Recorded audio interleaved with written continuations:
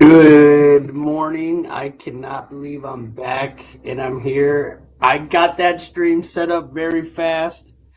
To the people that were watching, I had to reset it because I was approaching a long stream, and this is kind of going to be a short one. Trump is just now going live for a historic investment health roundtable. I don't know what's going to be said. I know RFK is in it, and Turbo Bro is hard getting that set up. Your boy's getting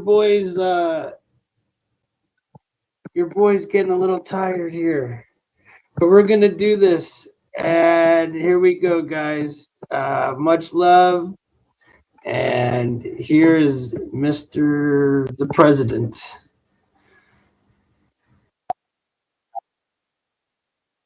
Hold on. Hold on, guys.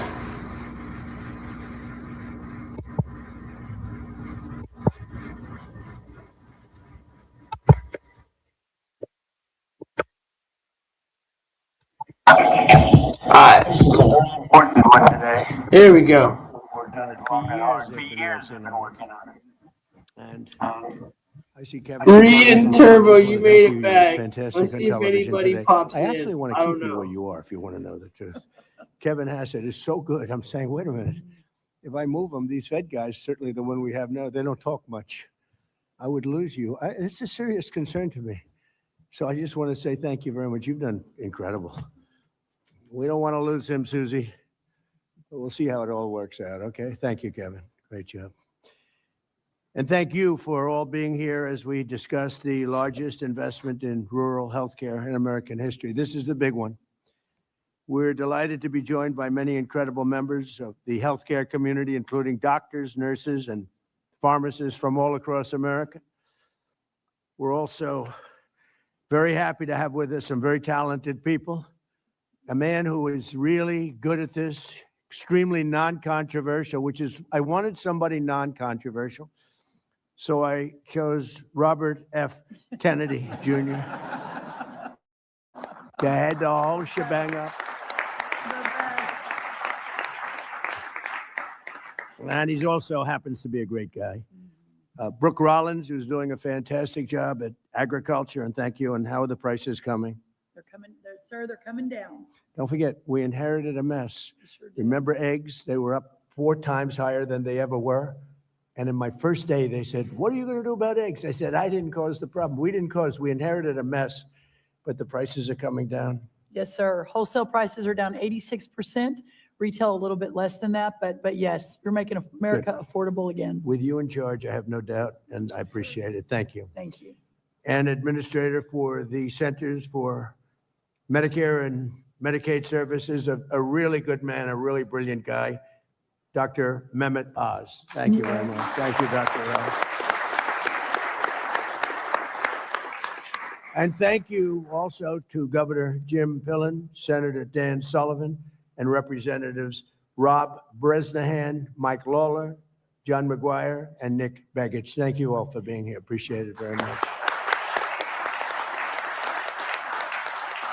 And we have other congressmen here, I see, and a couple of senators, and we appreciate everybody being here. Everyone wants to be a part of this. It's so important. It's maybe, I don't know, for many people, there's nothing more important. I would say maybe defense. We need defense, and we need offense too, by the way. As part of the great, big, beautiful bill, we have increased funding for the healthcare by an unprecedented $50 billion. That's rural healthcare. Nobody thought that was going to happen, and we got it done.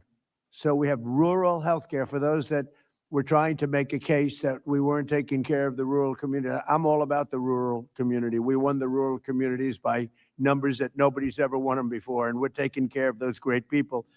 So we already did this. We increased funding for rural healthcare by an unprecedented, record-setting $50 billion over 5 years, which will benefit Americans in all 50 states. And this was made possible by cutting massive waste, fraud, and abuse from Medicaid and reinvesting those funds to revitalize hospitals and our cherished rural communities and hospitals in rural communities. And I want to say, with all of the fraud that we're seeing in Minnesota and California and other places, I actually think that if we do an unbelievable job, you could almost balance your budget, Kevin. If you take a look at the kind of numbers you're talking about, nobody ever saw anything like it.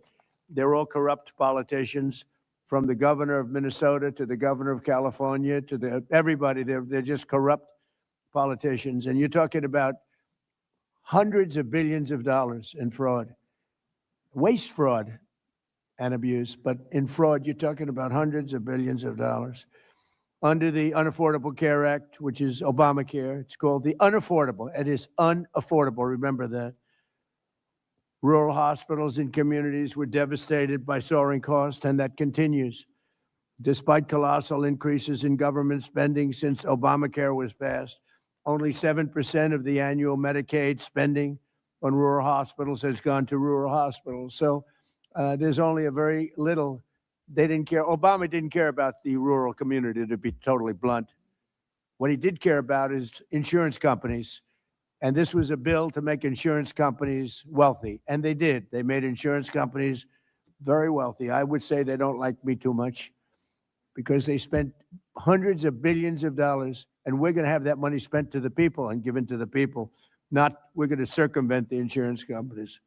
Partially as a result, rural healthcare facilities have suffered from low occupancy rates, workforce shortages, and failing programs that put Band-Aids, literally put Band-Aids over the problems in those communities. And we're not going to have that. We're taking great care of them.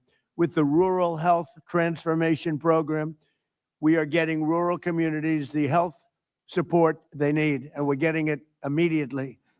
These funds will go to empowering rural hospitals, strengthening their workforce, modernizing facilities and technology, and ensuring that rural Americans get world-class health care in their own community, right smack in their own community, like they've never had it before. And they've been hurt very badly by the Unaffordable Care Act.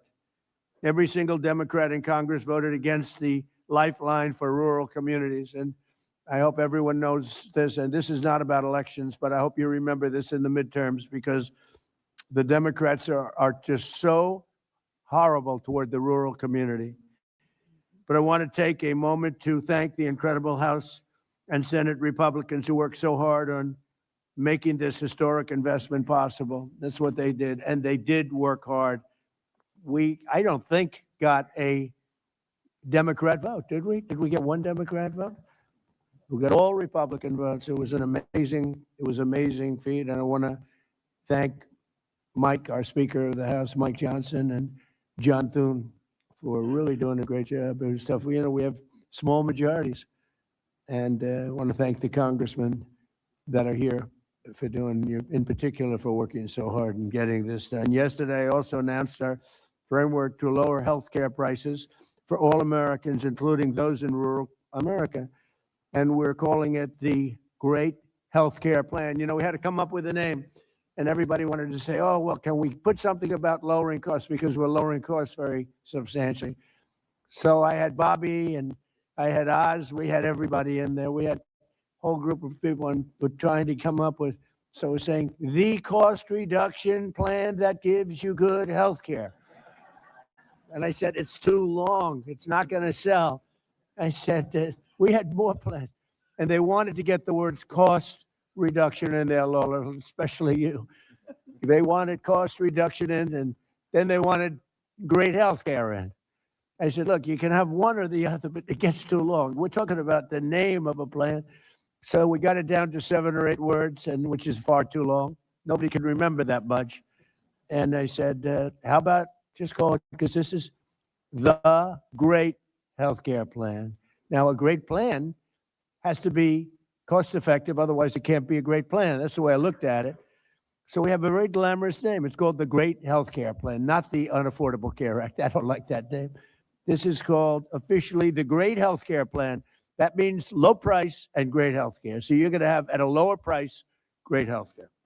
First, our proposal codifies the massive discounts on prescription drugs that my administration is achieving through our most favored nation provisions. Okay, we can go into this. We can go into this for hours, but the bottom line is we'll be paying the lowest price of any nation in the world. Whoever is paying the lowest, we match it. This could have been done years ago. I was going to do it in my first administration. But when COVID came toward the end, I said, I can't believe it wasn't it wasn't exactly a good time to be doing it. But I said, why isn't somebody doing it? And the reason they're not doing it is that no other nation would agree. France, as an example, paid 10% of what we paid. Germany was paying 13 or 14% what we paid. In other words, we paid many times more, not a little bit more, not 10% more, 10 times more. A pill would cost 10 times more in New York than it would cost in London, as an example, than it would cost in Munich. And this went on for many decades. This was right from the beginning. And the reason it went on was a little bit of the healthcare companies, but it was other nations. And I understand that. If I were heading Germany, I'm not going to double and triple and quadruple my healthcare. They got the healthcare companies to pay. It just took place over a long period of time, got worse and worse. And it just hit numbers that were just absolutely unsaleable. And if you remember, the doctors in the audience remember, they said, well, we have to do research and development. I said, well, what about research and development for Germany? Well, we've decided to put up so the pill would cost 5 times more because of research and development and 5 times more for other reasons. They had all these phony reasons. And finally, I said to the healthcare companies, we can't do it anymore. We can't do it.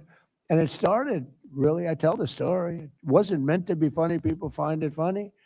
But a friend of mine who's a very smart guy, very, very rich, very powerful man, actually. But he was very fat. And he took the fat, I call it the fat drug. I won't give you which one. It was Ozempic. I won't tell you that. And he went to London on one of his many business trips. It's all he does is business. He can't walk across the street, but he's a great businessman. And he said, President. I said, what? He used to call me Donnie. Now he calls me President. So I said, you come a long way. He goes, but I have a problem. What's your problem? In New York, I pay $1,300 for this drug.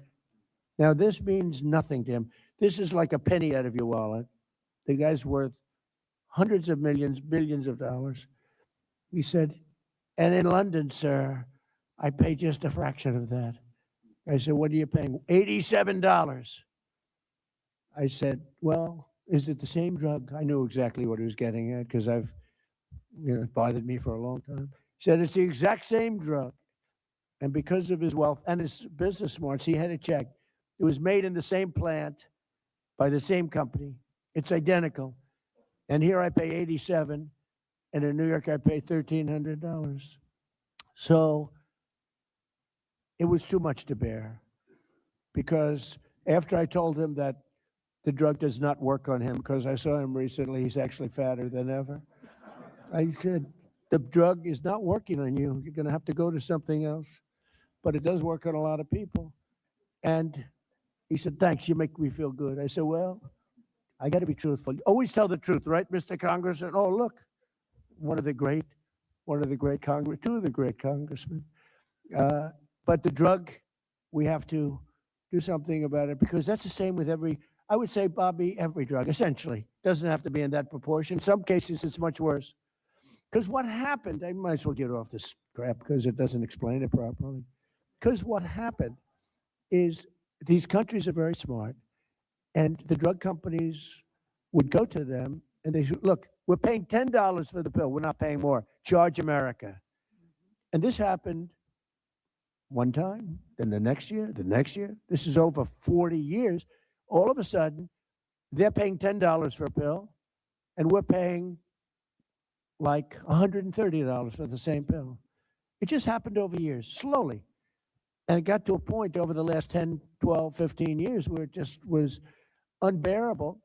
And I went to a great executive at Eli Lilly, the top man. He's a very smart guy.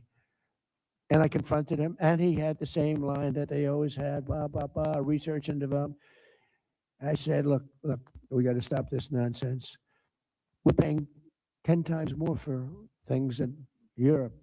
It's not research and development. And if it is research and development, they should pay their fair share of that too. And he said to me, and he's a great guy, he said, look, you're right, we can't defend it anymore. I said, you're admitting it? Because these guys had a stand, all of them. They must have taken a class together. Must have been, it's probably illegal what they did, Lawler, you'll check it, right? They must have gone to school together and said, this is the way we're going to fight this crazy thing where the United States pays 10, 12, 13 times more for a drug. Same drug made in the same plant. And he said, here's the problem we have. The nations are brutal. When we go in and say, we have to give you an increase, they say, no, put it on America, we're not paying you anything. And they say it with such power, and they actually shut us off from selling the drug. And it just happened over and over again. Got a little worse, a little worse, a little worse. All of a sudden, we're paying many times more for the same. I said, well, it's not going to happen anymore. He said, the problem is, sir, you'll never get the nations to agree. It's impossible. They're very tough, and they are. And they'd have to agree to a doubling or tripling of their drug prices in order to get you down, because the world is a bigger place than us. So it's not like you cut it in half. Actually, if they raised it a little bit, we'd go down a lot. You understand that? I think people understand that. So you raise it like from $10 to $20 or $10 to $30, but we'd go from 130 down to 30 or down to 20. So, because the numbers are much bigger, the numbers on their side are much bigger. So they'd need a doubling or tripling or quadrupling. Now, if you're the head of France, the last thing you want to do is say, I'm going to quadruple the cost of a drug.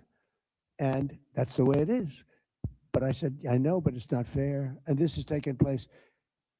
And the head of Eli Lilly, and I really mean it, an unbelievable executive, an unbelievable guy, one of the most successful companies, and who's, by the way, spending hundreds of billions of dollars right now. He's building, he told me the other day, he's building 6 major plants in the United States. You know why he's doing that? Because of tariffs. He's doing that because of tariffs. Without tariffs, he wouldn't be doing it. Nobody understood tariffs until I came along. Nobody understood, other than President McKinley. He understood them a long time ago. And because of him, we were the richest nation that we ever were at that period of time. And then when he died, he was assassinated.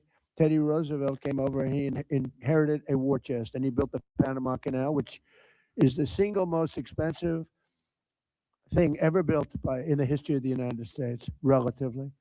We spent what would be the equivalent of $5 trillion building the Panama Canal. It was also the most successful thing probably we've ever built, and to this day. And then Jimmy Carter gave it away for $1. This is the same theory we have on favored nations. The great Jimmy Carter, President Jimmy Carter, gave it away for $1.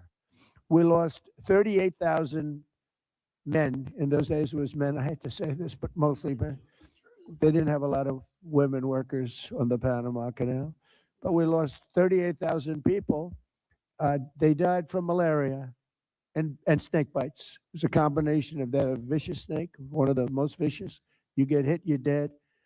They died from snake bites. 38,000. They paid workers from the United States 3 times more than they made to come over to Panama and dig. For many of them, that was not a good deal. They died, 38,000. We gave it away for that. But that same stupidity having to do with the Panama Canal, and I could tell you about 100 other stories too. You don't have time. But that's what went into this whole thing with favored nations. So Europe and other nations all over the world were getting drugs from the same plant, same factory, same everything, same location, everything, same company for a tiny fraction of what we're paying. So our people were paying a tremendous amount.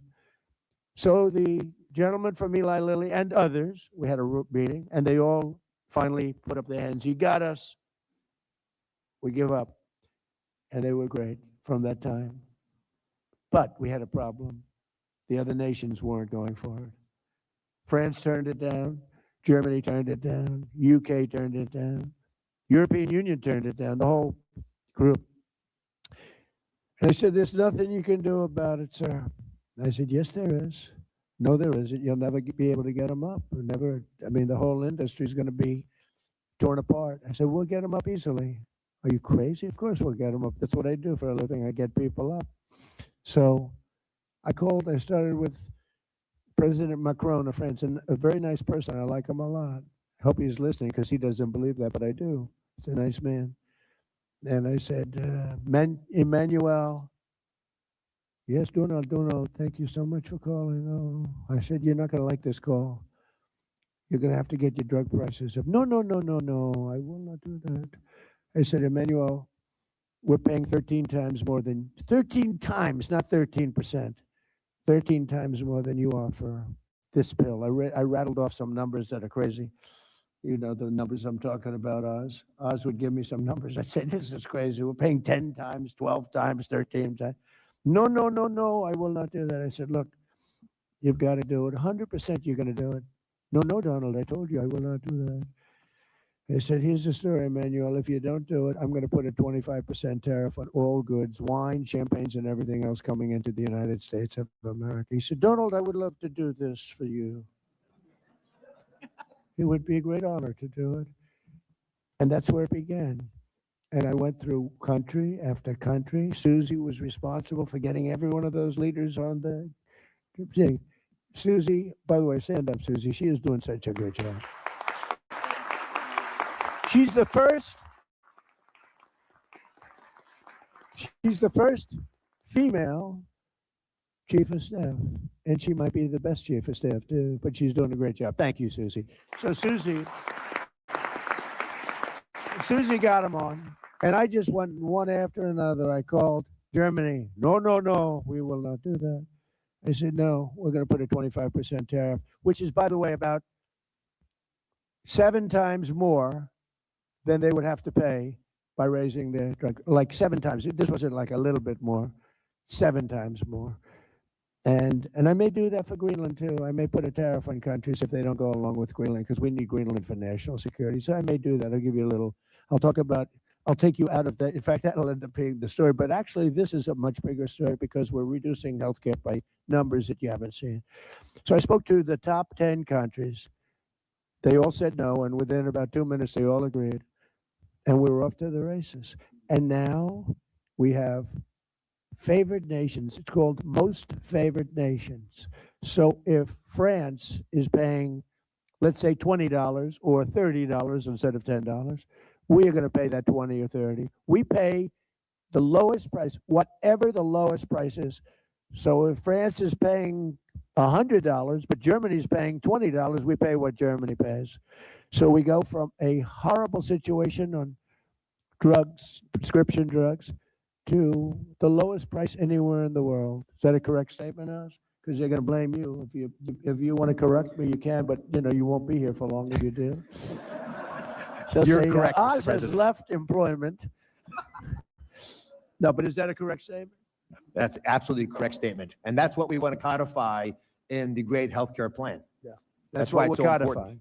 That's Because right. if the president's not here, there's a flight risk with these companies not obliging us anymore, because I think it's the strength of your personality, but also they know they will follow through with the threats if we don't act. So we believe other countries will change their opinions, and so will drug companies. So we've got to get it into legislation.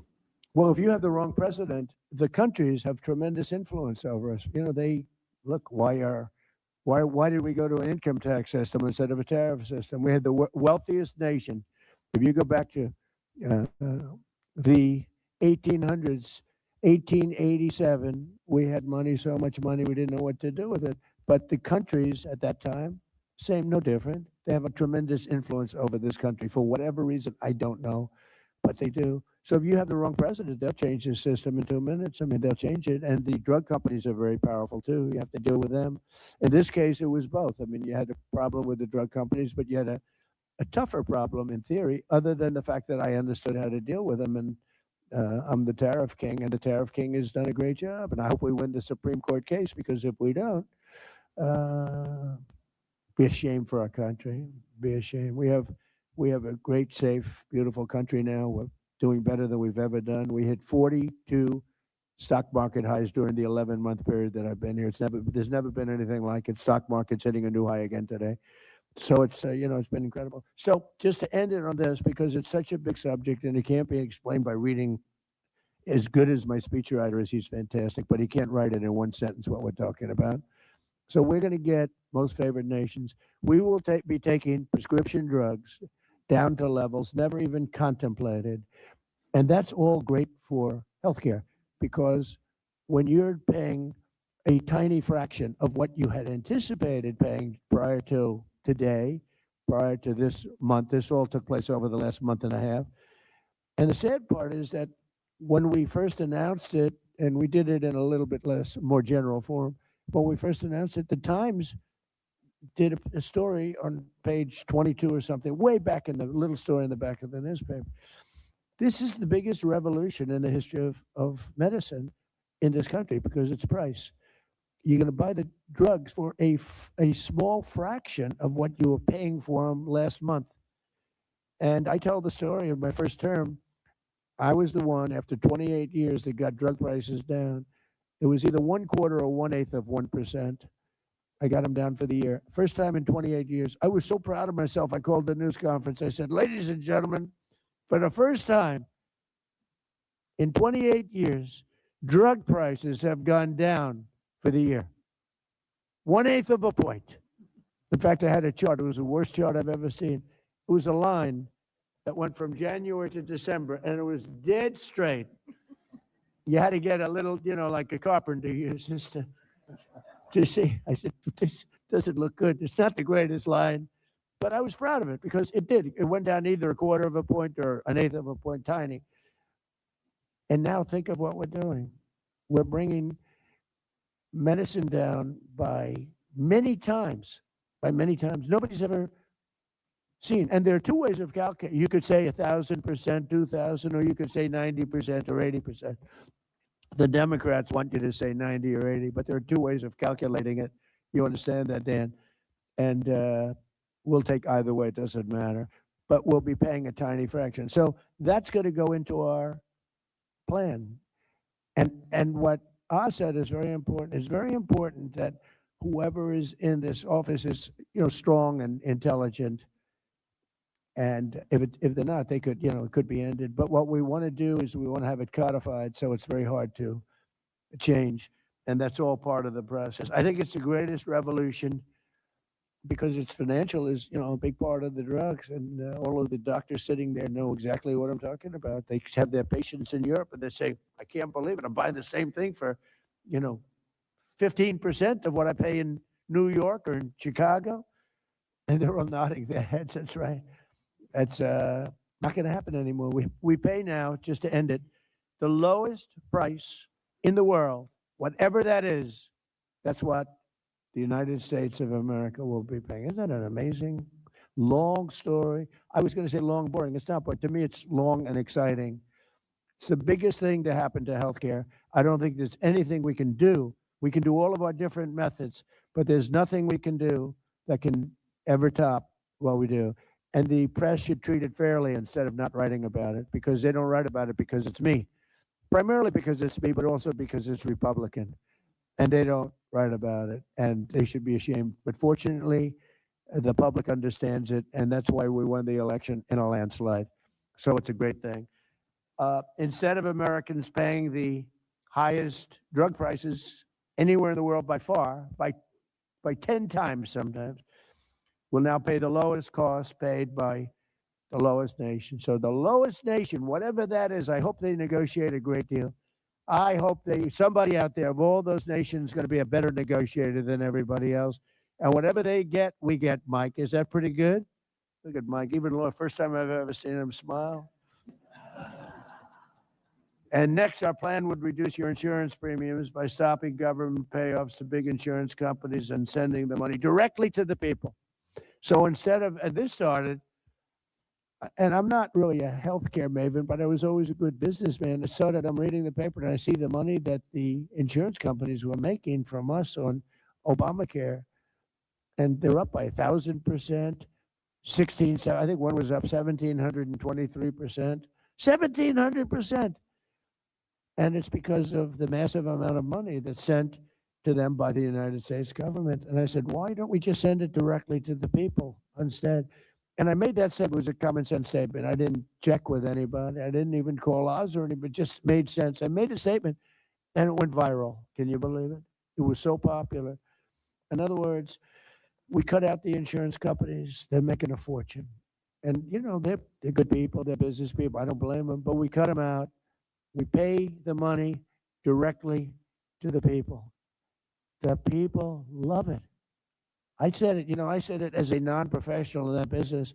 And I made the statement like all of a sudden it's like the biggest story, that one, the biggest story. And I get a call from Caroline, who's around here someplace. She said, sir, we're getting inundated. Margot called me too. Margot, you called me too. Margot, everyone knows Margot. She's been here from the beginning, right from the beginning. But she said, sir, both of them. They said, sir, we're being inundated by what? You made a statement about healthcare being paid directly to the people into health savings accounts or whatever you want, healthcare accounts. And I said, I did. What's the story? He said, it's crazy. It's blown up. People loved it. And so that's where we started. So Obamacare was designed to make insurance companies rich. It really was. I mean, maybe not knowingly at the time by Obama, because he didn't know much about this stuff. It was designed by other people in Congress that are total pros that are bought off by the insurance companies.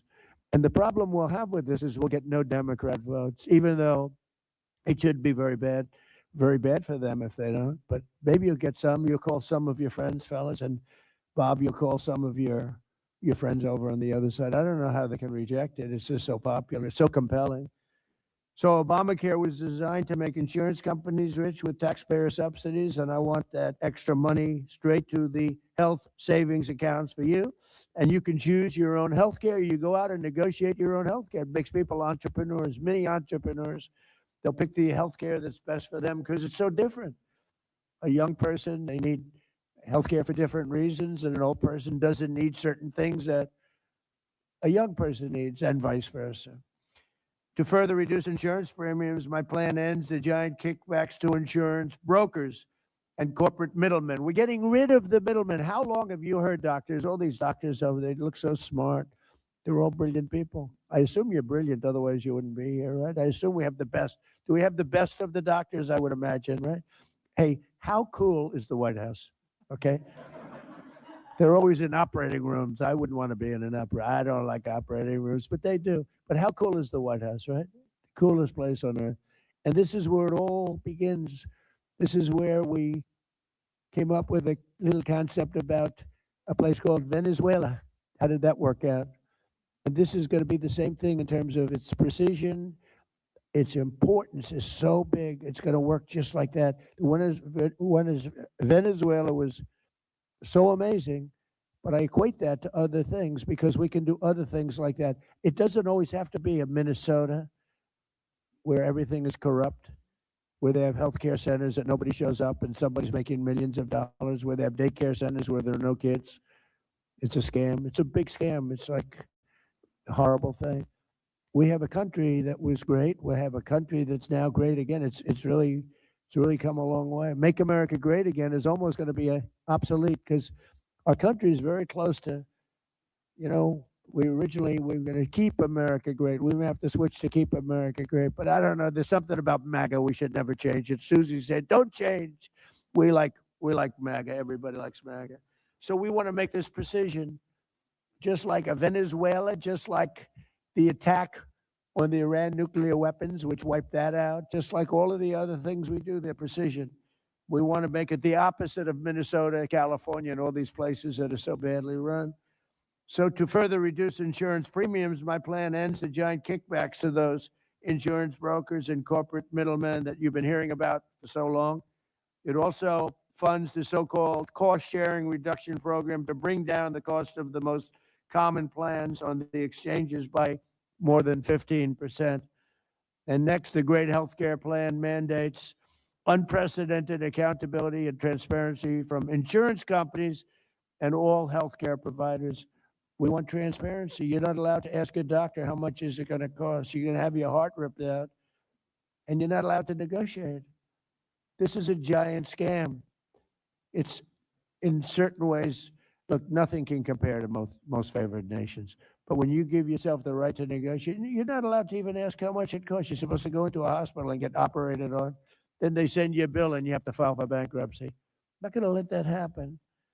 So we're going to have insurance companies and healthcare providers going to have great, and hospitals, great transparency. The word transparency is a very important word.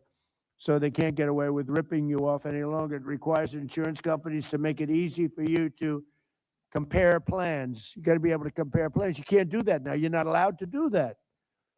It's not even believable. I'll tell you what, I used to sit before I was a politician home and I used to say, how is that possible?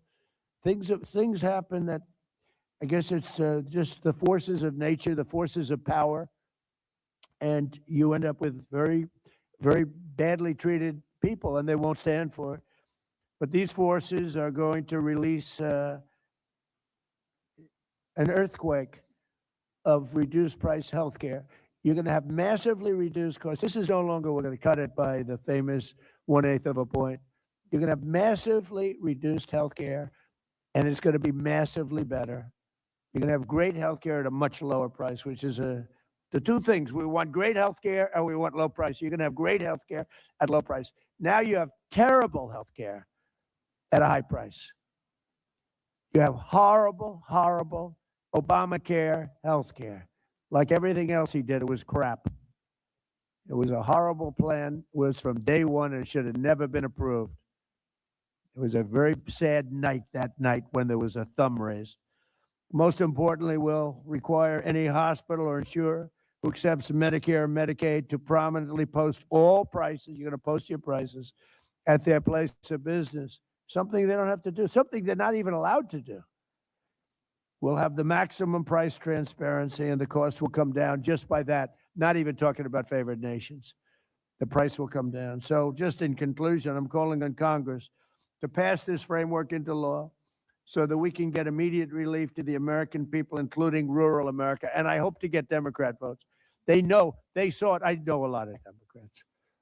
And they say that plan is unbelievable. Are you going to vote? Well, I'm going to try. They have tremendous pressure on them. Vote no. Vote no. We have a couple of Republicans. Thomas Massey always votes no. He's like, something wrong with the guy. If you have any clinical psychiatrists in there, maybe go check out his mind. But he always votes no. He's a very bad person. He's a very bad Republican, bad American when you always vote no. Just vote no. Do you approve? No. You know, there's not a thing you can say to him either, Lola. Look, Lola wants to be nice. He likes to get along with everybody. I don't. But they vote no. But so I don't know. You know, you have some people that are very, I call him Rand Paul Jr. Rand Paul always votes. I don't know why he votes no, but I guess he thinks it's good politics. I got him elected twice. If I didn't endorse him, he wouldn't have been elected, but he doesn't reciprocate, and I guess that's okay. But I want to hear now, if I could, from Dr. Oz, and then we're going to have Dan Sullivan say a few words, and Rob and Mike, and Governor, you're going to say a few words, and we appreciate you being here very much. You're doing a fantastic job. I just want to leave by saying that this is the biggest thing to ever happen to healthcare in our country. It will not be covered that way by the fake news, and that's a sad thing. It will probably not be voted positively by the Democrats, and that's a sad thing. They all know how good it is. I think we can make healthcare into a Republican issue because the Republicans are going to be close to unanimous on this. It should be unanimous. Maybe we will be unanimous, but it'll be close. But we have a small majority. We probably need a little bit of help from the Democrats. So whatever we can do, we're going to do it. It's the biggest thing to happen to healthcare, maybe from the beginning. So Oz, would you take it away, please? Thank you very much. Mr. President.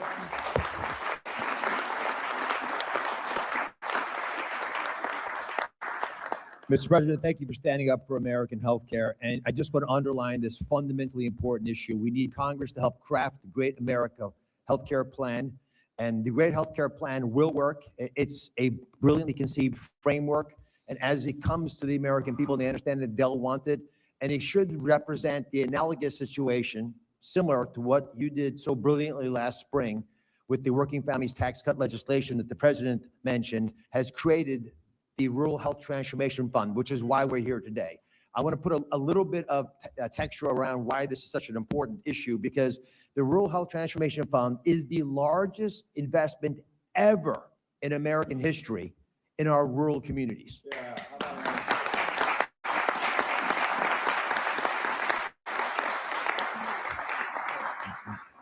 50% increase in the amount of money that Medicaid, which Secretary Kennedy and I regulate, into our rural communities, $50 billion. You can do the math, it's $1 billion per state, and that's an important factor because it got them competing. There are 60 million rural Americans, and these folks do not have access to the same care that's available in urban and suburban America. Their life expectancy, if they're in a vulnerable situation, is 9 years shorter, because your zip code actually is your destiny. It determines how long you're going to live, and we can make a dent in this because the high rates of chronic disease and other ailments that plague our rural areas are often driven because they don't have access to care. That's going to change because of the Sentinel legislation. And again, it's similar teams, the same leadership, same president, same Congress that passed the Working Families Tax Cut legislation, which is incredibly popular around the country and will make the great healthcare plan successful as well. From the day the legislation was signed to create this wonderful fund, this transformational fund, the team at CMS, which is under Secretary Kennedy, began working. And they're here today. Steph Carlton, outstanding Chief of Staff, Alina Chekai, and Emily Chan, that day started working. It was July the 4th, by the way, on the specific vision for the program. How do you actually get the money out the door in 6 months? The president was insistent, did not want the money in Washington. So we began working closely to make sure that we use the money not as a Band-Aid, but to empower those closest to the challenges that rural patients face. And who are those people, the 50 people who know rural healthcare the best? The governors. They want the money out of Washington into the governor's hands, and that was done in a remarkable way. The governors thought big. We have one here from Nebraska who's actually the first to start working on community engagement, which is part of that legislation as well. But we have to right size healthcare in rural America, and that's an important phrase. All 50 states submitted amazing ideas to transform rural health care in ways that should have been done decades ago. The CMS team awarded each team their portion of the $50 billion investment precisely with the same precision that we took Venezuela leadership, convicted individual, and with Iran as well, the same precision on time before the end of the year, and got it out of Washington into the states. Now I want to take a step back and do a little thought experiment, Mr. President, if you want to do this.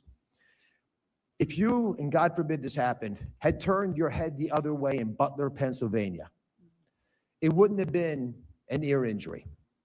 Now, I've been to Butler. I'm from Pennsylvania. Butler General Hospital is a good hospital. They don't have neurosurgery there. If you have an injury to the head, you have a golden hour to get cared for. You were taken to Butler General Hospital. Because the injury, thankfully, was not as lethal as it was designed to be, it wasn't the problem. But if you'd had a head injury, you could have had your life saved. But without a neurosurgeon, and there is no neurosurgeon at Butler General Hospital, unfortunately, you wouldn't have an option because Pittsburgh is a far, far ride away. That's the closest metropolitan area where there are lots of neurosurgeons. But with this bill, this legislation rather, this funding of $50 billion, Pennsylvania got its share.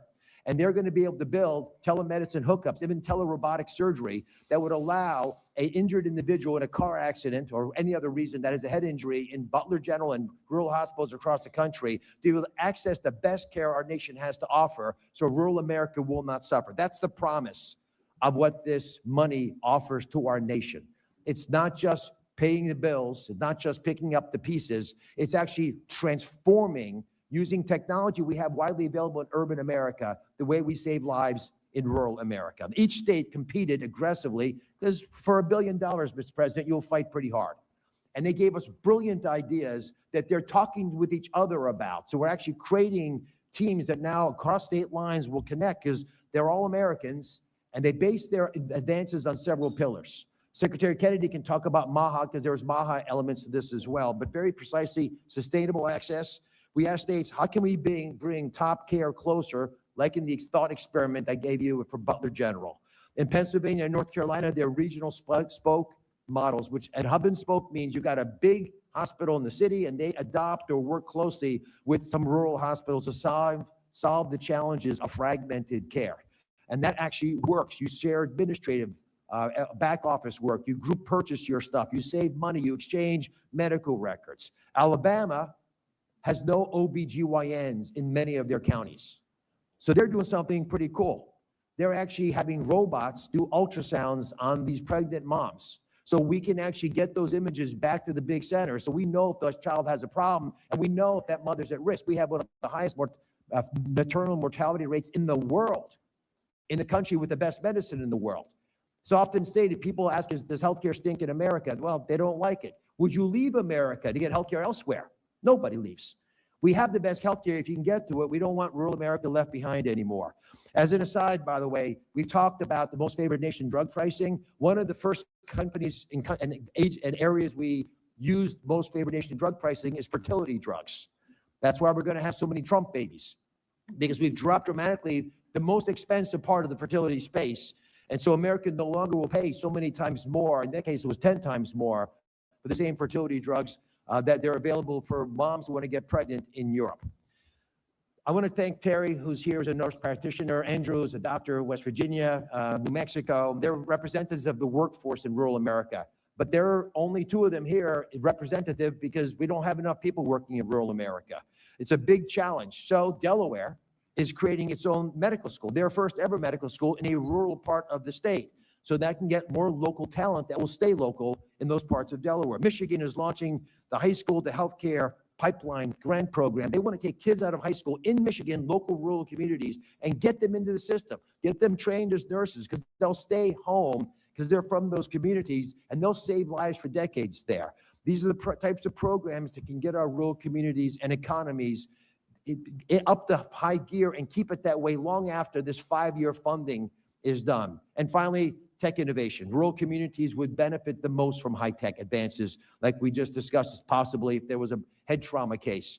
Many states want to partner with our CMS data interoperability network. It was created by Amy Gleason, who spearheaded so much of the technology transformation in our government. It's going to support the president's pledge to provide transparency that he mentioned as part of the great healthcare plan. And Congress can ensure these are all available for decades to come if we can get this legislation through. As in the tech innovation forefront, just to give you a couple examples, Texas and Hawaii are making targeted investments in statewide telehealth, so everybody has telehealth. The best doctors for the best knowledge available where you are. We'll meet you where you are. If you're a vet and depressed and you're thinking of taking your life, we'll be there. Just let us know you're in trouble and we'll help. Alaska wants to deploy, and I'm going to hand it to Senator Sullivan in a second, wants to deploy unmanned pharmaceutical distribution kiosks and drones that will deliver medications, because in the North Slope of Alaska, you can't get there this time of year. So these technologies, they exist. Why we use them in Midtown Manhattan? We should use them in rural Alaska. This administration is committed to collaborating with all 50 states, all 50, red and blue, all 50 states, to carry out bold plans to tackle the challenges that local communities face. We're not pouring funds blindly, however, into a broken system. We're going to carefully, precisely, as the president said, target this investment. With healthcare fund running rampant, and I was in Minnesota this week, Mr. President, it's worse than we've heard, but Minnesota, pardon the pun, is just the tip of the iceberg. California is the varsity team when it comes to fraud, waste, and abuse. We're not going to let that happen. We want transparency for this $50 billion investment. We owe it to Capitol Hill. We owe it to this president, and we want accountability to be a top priority. For that reason, we've created an Office of Rural Health Transformation at CMS for long-term oversight. The office, led by Alina Chekite. Alina, again, was one of the people who helped create this program in the forefront, will guide. She was in the first administration, Mr. President. She's going to guide states in implementing their rural health transformation plans, coordinate all the federal and state partnerships, making sure there's appropriate oversight. In addition, every single state is going to have a dedicated project officer. We will be there with you. We're going to help you. Please engage us. You've got lots of lives at risk. It's a true state-federal partnership, unbelievable, extraordinary milestone for healthcare. Your zip code will no longer dictate whether you have excellent healthcare. Your zip code will no longer be your destiny. It's not going to dictate your life expectancy. Mr. President, I cannot thank you enough for the leadership that it took to get this $50 billion investment in rural healthcare. They don't make a lot of noise. They just want to get the job done. You stood up for them in Congress. God bless you for making this possible. Please do it again. Please do it again for the great healthcare plan. Let me hand it to Dan Sullivan, who's a spectacular member of the Senate, and obviously Alaska, they're pretty rural. Thank you, Dr. Oz. And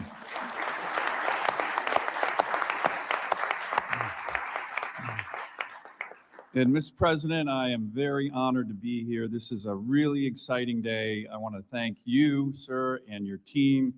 Worked really closely with Dr. Oz, Secretary Kennedy, many others. You know, this is a great example of how Congress, working closely with your administration, can achieve historic things. This is historic for our rural health care, certainly in the Working Families Tax Cuts Act. You combine it with what you were talking about, sir, in terms of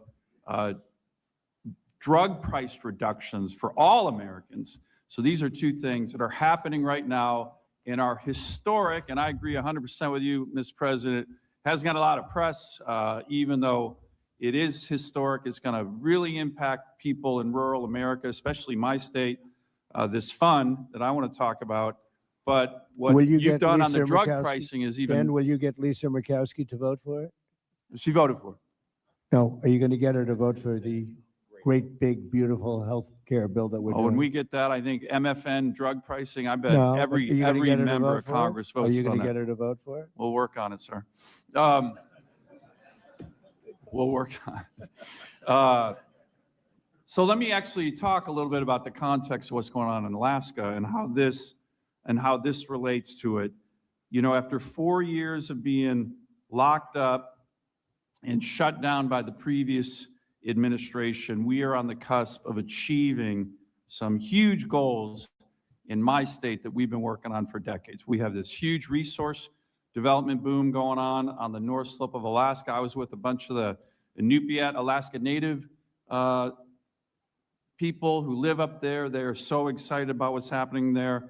We are, as you know, Mr. President, building icebreakers. We're home porting some of those in Alaska. We have huge historic infrastructure and economic and national security investments happening. In particular, the gas line that you have championed so much, the big LNG project. All of these things are happening. It's really exciting. By the way, all of these issues I just talked about, all of those were in the Working Families Tax Cuts Act. So there's a lot of excitement. But Mr. President, in addition to a strong economy, the thousands of jobs that these projects are going to have, we have to have a strong healthcare system in every state.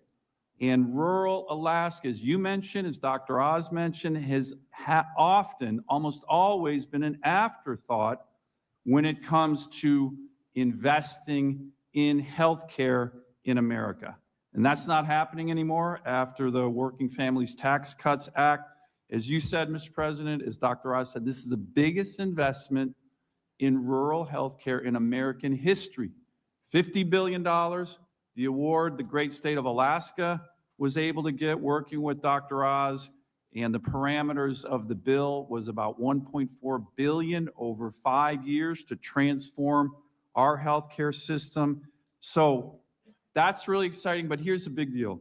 This is not just about money. This bill isn't just about money.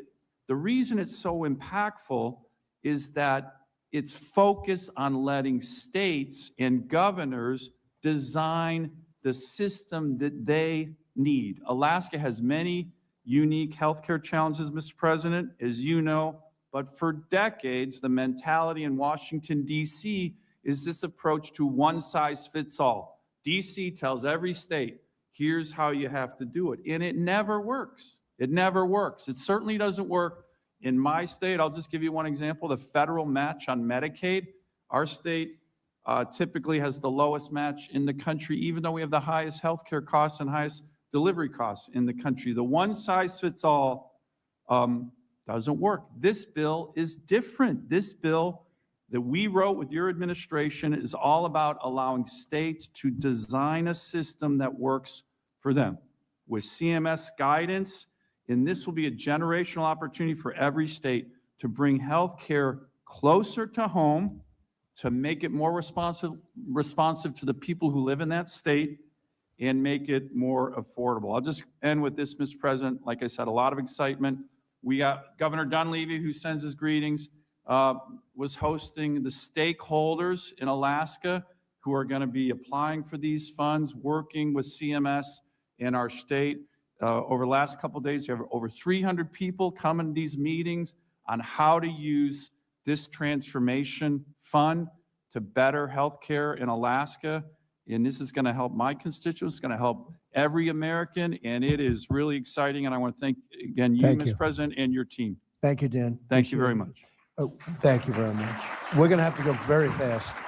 We're going to have to go we are way behind schedule, and I have a couple of meetings that are very important. Nothing more important than this, but let's go. Come on, Bob.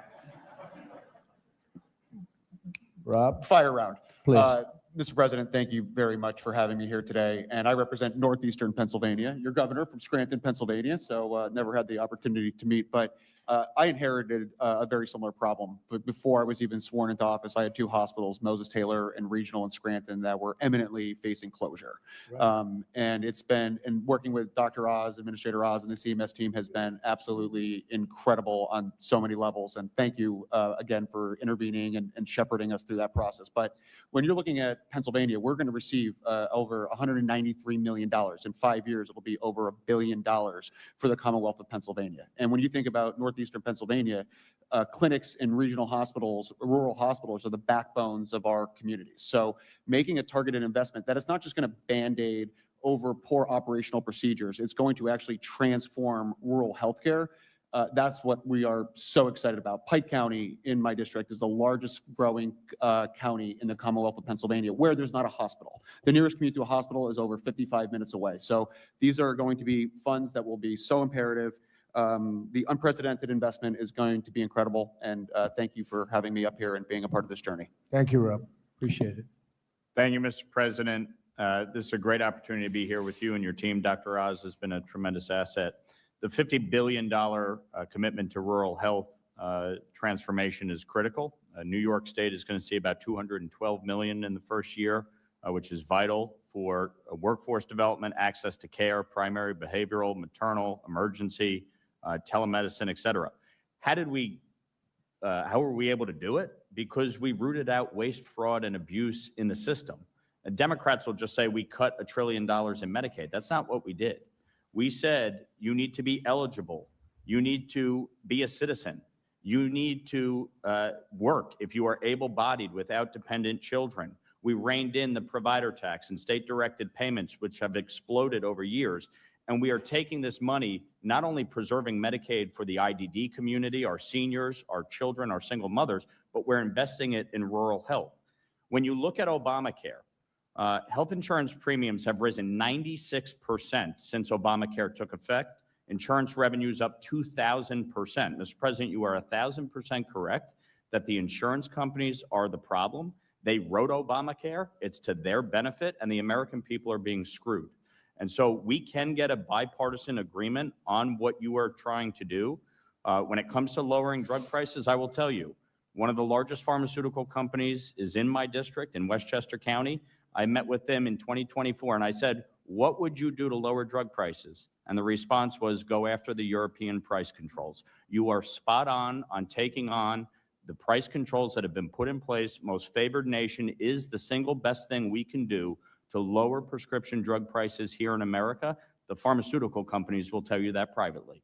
And that is the fundamental fact. We need to go after PBM reform. Associated health care plans, we put that on the floor. Every Democrat voted against it, every Republican for it.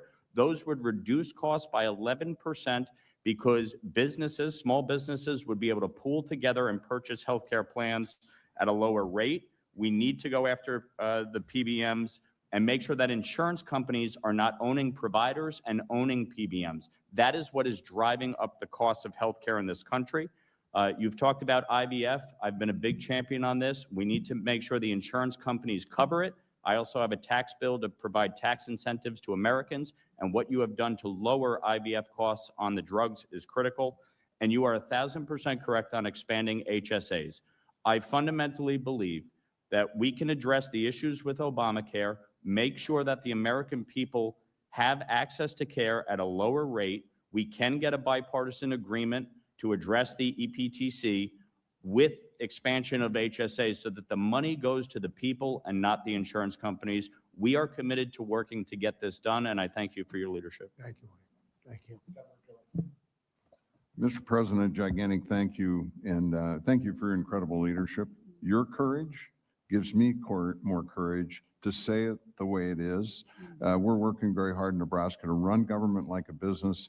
This investment into rural America, which, by the way, in all of Nebraska, you poll 85%. I don't know what the hell's wrong with the other 15, but your 85 is a pretty good number. I think, be very, very brief. This plan will allow us to do common sense, pragmatic investments in rural Nebraska, and they will be sustainable. We will make sure that we don't need another dollar after 5 years. We are working on simple things like food. Real food is good medicine. We're working on making sure that all of our veterans, Nebraska is 500 miles long, 250 miles wide, no longer are veterans going to have to drive to Omaha to get care. We're going to take care of our veterans at home. Investments in technology so we can educate our children in rural Nebraska to provide health care are really, really important issues. And I think that the other is we've developed what we call 6 regions, 1 Nebraska, and that will focus and take advantage of those. So we're working on what we have and then being able to use these resources to also help us with mental health and drug care as well. So we're incredibly grateful. Nebraska, we work hard. We're about faith, family, hard work, the American dream, and we don't ask for much help in rural Nebraska. So we're really grateful for this investment. Thank you. Thank you. Thank you. Thank you for being here. 1 minute. How about 30 seconds? How about 30 seconds, sir? As a small town kid from Glen Rose, Texas, population 1,200, where I grew up, what you are doing today changes everything. And on behalf of our farmers and our ranchers in rural America, it is a new day, and we're so grateful. The final thing I'll say is I think about Abraham Lincoln, who also sat in this room, and I think about other presidents throughout American history. And you think about how the fundamental course of American history has changed in certain pivot points throughout history. I think about you as the peace president, 8 wars solved, more coming. I think about you as the security president, a border that is secure for the first time and more than any time in American history. I think about you as the prosperity president. We talk about Kevin wages going up. We'll give poverty her more coming than down. 1 minute. In fact, Oh no, I'm almost done. she I'm almost done. she can speak as long as she wants. I'm almost done. The prosperity president and what's happening. Think about you as the affordability president. Everything is coming down. Inflation is coming down. The cost of groceries is coming down, fuel, housing, etc. And sir, today, in the last 2 weeks, you will go down in history as the greatest president for the health of this country in history. Think about our new dietary guidelines from Bobby Kennedy and I, but with your leadership, putting real food back in the middle of our healthcare conversation. Whole milk for healthy kids with those dairy farmers 2 days ago. We were in Pennsylvania talking about it yesterday. And today, putting the patient and the doctor back in charge of healthcare with great leaders like Governor Pillen. God bless you, Thank your you very leadership, much. and all of our leaders. Thank you so much, sir. Thank you very much. It's been a great day. And Terry and Andrew, thank you. Thank you very much for being here. I hear you're just outstanding people Yeah. and have really helped. We appreciate it. You want to say something? Thank you, President Trump, and I would just echo everything that's been said here. Thank you very much for what you're doing. I'm from the northwest corner of New Mexico. We also work with the Navajo Nation, Right? and so we have a lot of rural areas in our state and in our county. I'm also a county commissioner, so I take as being a nurse practitioner, a county commissioner, with a heavy weight in order to see this happen. And it will help produce accessibility, which is a huge thing. People have to drive for miles in order to see a healthcare provider, workforce, quality care, and sustainability for our hospitals. That's what we're looking at. We meet next week as in Santa Fe with our legislators. And so we're going to be addressing the licensure compact as And well. they've got to clean up their elections in New Mexico. we're working. Because those elections are so corrupt, it's incredible. If they Okay. clean it up, we win by a lot, but they are really corrupt elections. So I think if you want to do this, you have to tell them to start working on that. It's unbelievably one of the more corrupt states in terms of that. But you uncorrupted, so I appreciate you being Well, here. the Terry. Northwest corner loves you. I know, I know. Thank it. you. I know we have great love in New Mexico, but it's the elections are so corrupt. Not much you can do about it. We have that with numerous states. Thank you very much, Andrew. Thank you very much. You have anything to say? Mr. President, thank you for having me here today. It's an honor to be here to represent my community. I'm from Northwest Georgia. I grew up in West Virginia. To represent my colleagues and my profession, it's truly an honor. This is so important to our patients, to put the physician and the patient back together and take everything else out of the middle. I practice in cardiology. Having efficient, effective, high-quality care is so important, and time is of the essence, and patients need to be able to have close proximity to their doctors to get the care that they deserve. Quality of care shouldn't matter about the zip code. We should be able to do what we are best at and take care of our patients on an equal playing field, and this certainly helps that. I greatly appreciate all that you've done for the American people. You are an inspiration to us. You make us believe no problem is too big to solve. I mean, you are a representative of that, and I thank you for your leadership. Thank you for this opportunity to be here, and thank you for putting healthcare at the forefront. It's so important to every patient and every family that we take care of. Thank you very much, Andrew. Great job. Great job you both do. Amazing. I've heard unbelievable things. And doctors in particular, thank you very much for being here. We very much appreciate it. Thank you, everybody. It's a big story. Thank you. Thank you, Bob.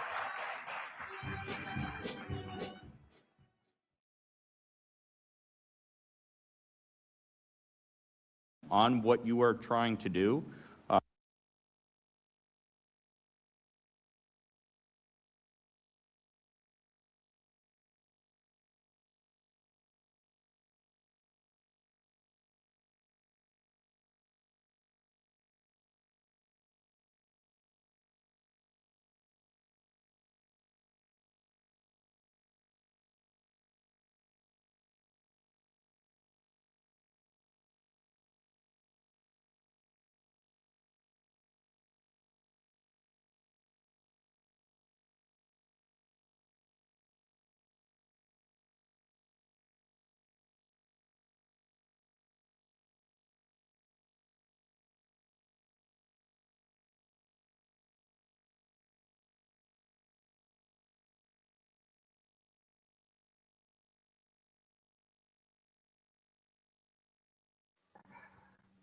Oh my gosh, you guys couldn't even hear me that whole time. I was sitting there talking crap. You guys couldn't even hear me. All right, well, that's just going to be my screensaver or my thumbnail.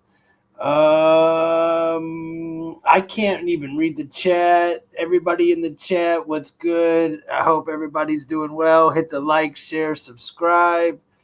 I'll be live next time either Trump comes on or the next time something pops off.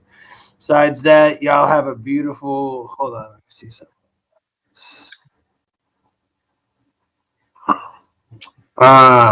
Who's still in here? Katie, I will definitely hit you up. I was just gonna say I will definitely hit you up. I want to get there's so many questions I have. Literally so many questions I have. One of them, like I said, I want to know how these people acquired the land that they got and who's involved and all that good stuff. So, I'm going to, if I literally am going to ask you a lot of questions. And then we didn't even go over the health implications or any of that type of stuff. So I definitely, we already know, I can, and I do know that, that we're talking about the data centers that are going up and et cetera. And she's got one going up in her area, and I'm kind of interested in the information that she has.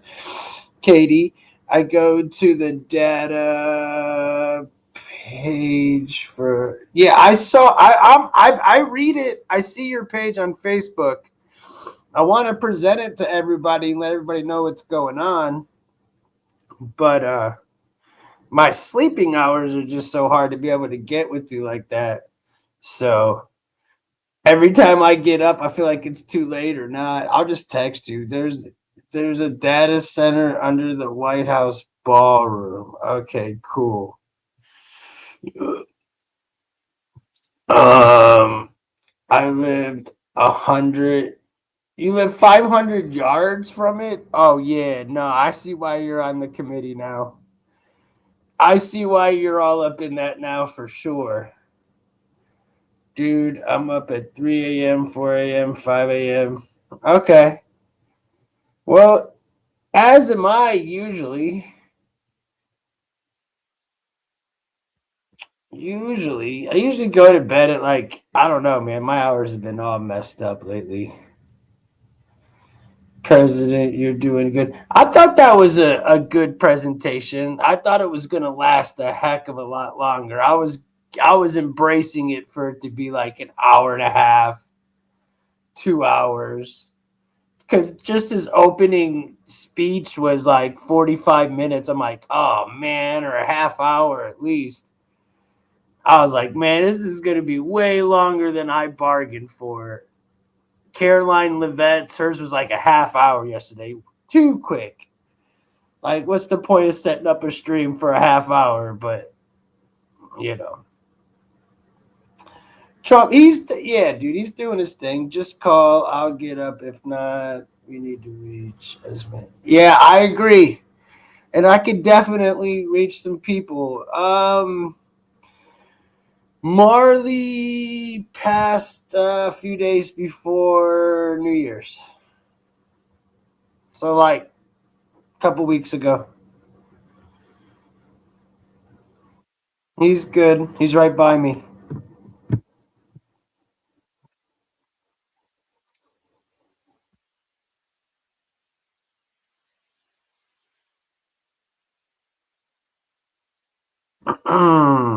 But, you know, it's probably why, like I said, I've been streaming so much. Trump is not the solution. He is the problem. He sells fear as politics, power over truth, ego, blah, blah, blah, blah. That is a letter and a half, dude. I ain't reading all that, bro. I'm not reading all that, dude. I was going to. You just kept writing a long thing. Look, bro, he's got to use fear. What do you mean? He's got to use fear. He's got to use fear and power because you don't respect nobody that you don't fear, and if you don't have power, you don't have the respect and fear that you need from other world leaders that have respect and power. I don't know what you think. He's supposed to be a Joe Biden and sit in the corner. I don't know what you mean. I think he's a gangster and he represents our country like a gangster. We don't look weak at all.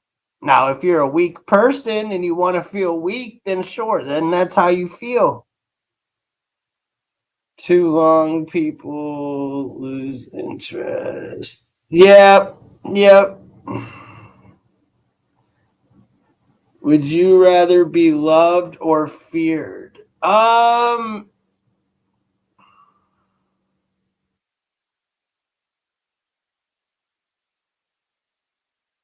think you could be both. I think someone could love you and fear you at the same time. But I don't know, like, if somebody fears you, they can also love you. I don't know if somebody can love you so much. Yeah, I don't know. That's a good question.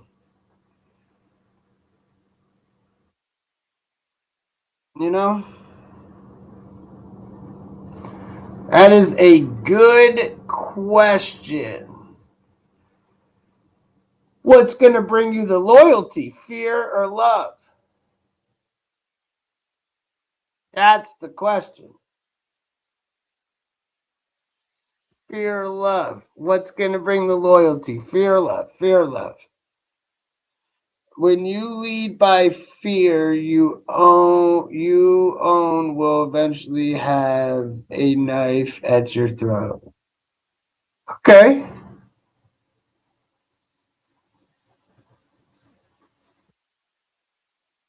Dumbest president. Respect takes a long time but lasts forever. Yeah. If someone respects you, the fear part doesn't even need to happen.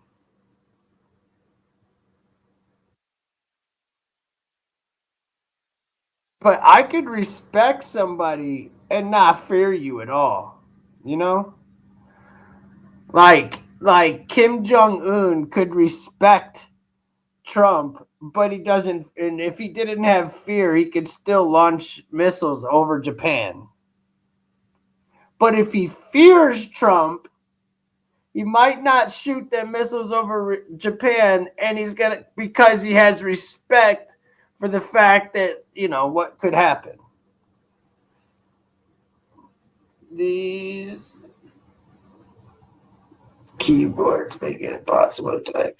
Trump went to North Korea to get a play-by-play. I know, that's what I'm saying. He went to North Korea and was a gangster about it. He was a straight gangster about it.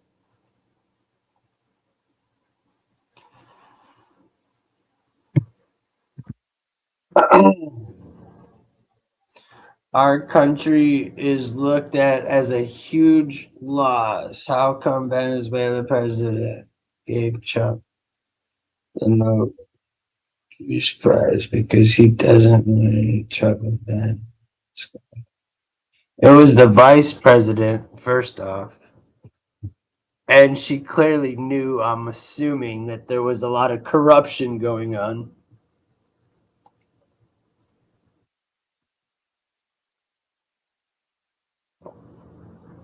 Other than that, you don't know as much as I know. It's war. It's like stuff that nobody knows. Unless you're in the military and you're like close to it, you don't know the truth. I don't know the truth. We only know what we're being told. So if you act like you know, go ahead and act like you know, but you only are assuming. You don't know nothing. You don't know the truth. You don't know what's going on. You don't know behind the scenes. You have no clue. You can only assume, man. And if you think what we've watched on this mainstream is giving us the truth, that's not true either. There's way more to it. And you're not on the ground. I'm not on the ground. None of us in the chat are feet on the ground. We don't know. Exactly. And the fact that people get in here and go, hey, how am I supposed to know, dude? They shut off all communication in Venezuela. Nobody from Venezuela can even contact anybody right now at all. How am I going to know? I only know what the hell's been told to me, dude. And what's been going on over history tells a lot also. But, yeah, definitely propaganda on both sides. For sure. Dude, you got a lot of money, oil, land, gold, all types of stuff involved. No, I'm not drunk. I'm very tired.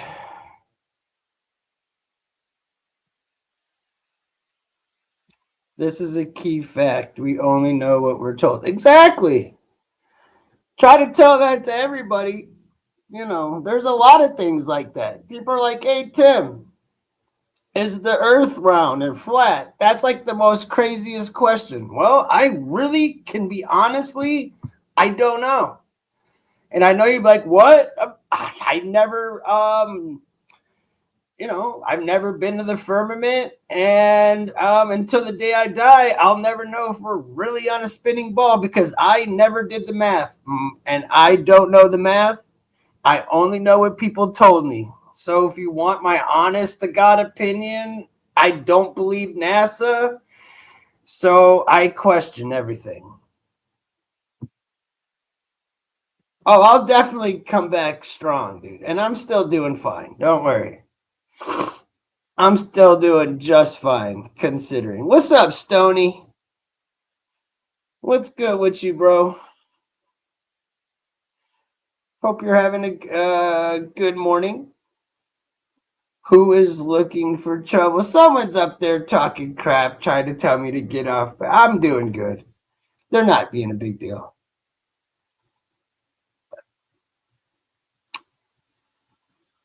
It's all a psyop. Yeah, I'm thinking the ICE thing's more all of a psyop than anything. I think this other part is just some world, the world doing its thing. You know, if something's being drilled down our throats over and over and over and over and over, then there's something to it. You know, if they're not wanting you to talk about it and they make you keep it a secret, that's when you want to perk your ears open and really want to know what's going on. Like there's certain buttons I pressed on YouTube where I know that was the alley I want to go down. I can't really put it on here, but I know that's the alley I want to go down. I'm thinking he's using ICE as his own personal military. I mean, it's been history when people took democracy. I don't think it's going that far, Katie. I think we voted him in to get rid of all the illegals that have been brought into our country, and he's doing just that. ICE has been around for 30-something years. Obama used ICE, etc. It's just being covered on Trump. We voted for him to do what he's doing. I don't think any of the people that are true like patriots would allow him to overthrow our government and do something crazy like that. No way. We're not that down. No, I don't know anybody that's that down for Trump. That's just not going to happen.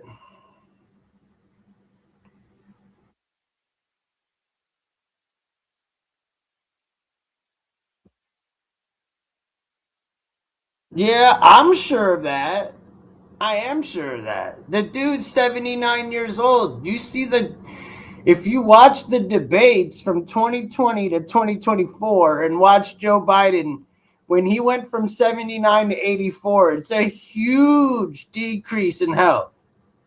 There's just no way, dude. I don't want some old crusty guy. By then he's going to be old and crusty. Who would want him? I don't. I definitely don't.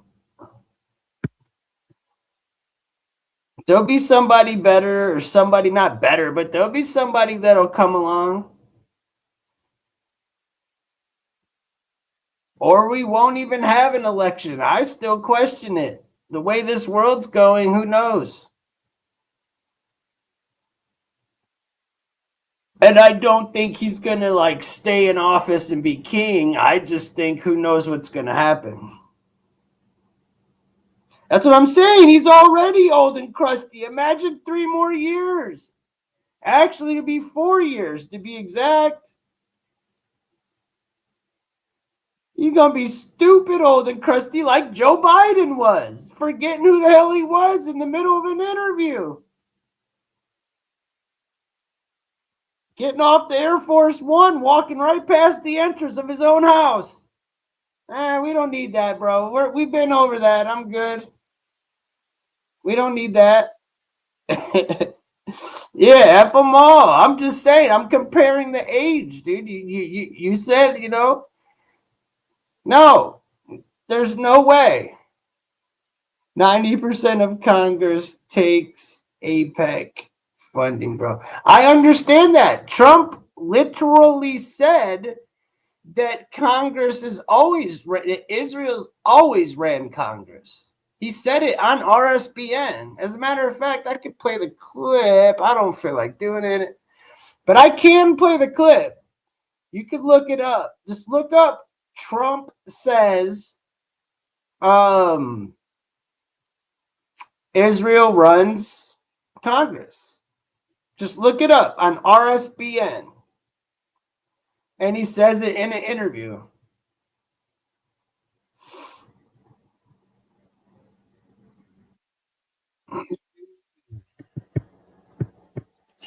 I mean, you can't really clean. I mean, look, dude.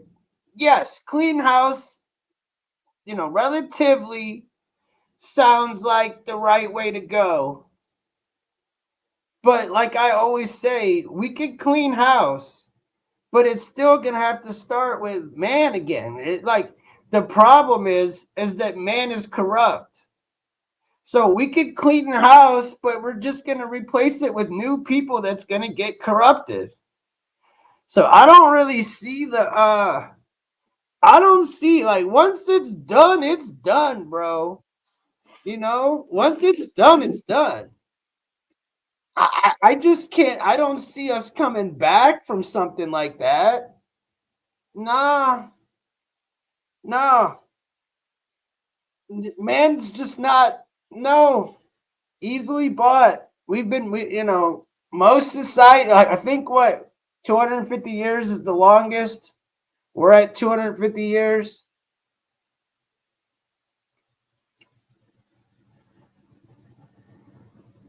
Yeah, that's what I always try. Look, dude, if you really want to say we don't trust politicians, well, the next people to step up are going to be politicians. So it's been like that since forever, brother. It's been like that since forever. It always happens that way. Look at Rome. Look at all the empires that have fallen. It's just, that's how it always has gone. They go so far left, there's no return. Always. And I wish, and I mean, I hope so. I pray. I'm not being pessimistic. I'm just being realistic, and I hope for the best. I just, kind of accept a lot. At 80, you're not as sharp as, say, a 50-year-old. Well, he's 79 right now, and I think he's pretty darn sharp. But at 83, 84, those 3 or 4 years make a huge difference.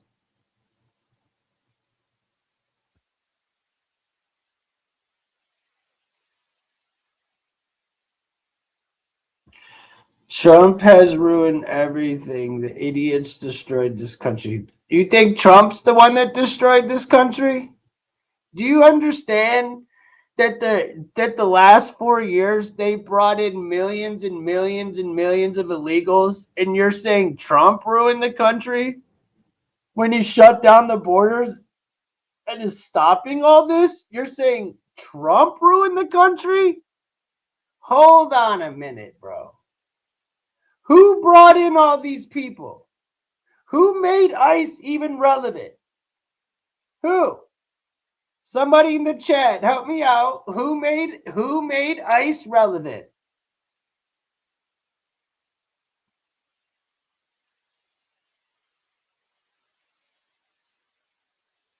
Yeah. It was the 4 years they brought them in, woke liberals destroyed this country. Thank you, Billy. Thank you. Thank you. It was ruined before Trump took office. I'm sorry. Hate to burst your bubble. Hate to burst your bubble. But it was already ruined, dude. Do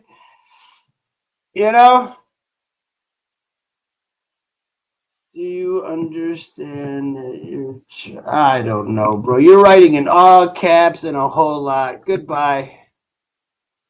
I will never read that comment if you paid me. I don't give a damn if that was a super chat, bro. Is that all you keep saying? Trump been in office for a year and you keep saying the same trash. I did not. Wait, hold up. What? Who are you talking to, Gary? Who are you talking to? You're goofball, you weirdo. Who are you talking to? Goodbye. Oh, little Gary, you think that's the truth, though? Here, let me read this for you. Is that all you keep saying? Trump's been in office for a year. First off, I did not say that. I've not been on repeat ever saying he's only been in office for a year. Nothing. So you put words in my mouth. Second, What other same trash am I saying?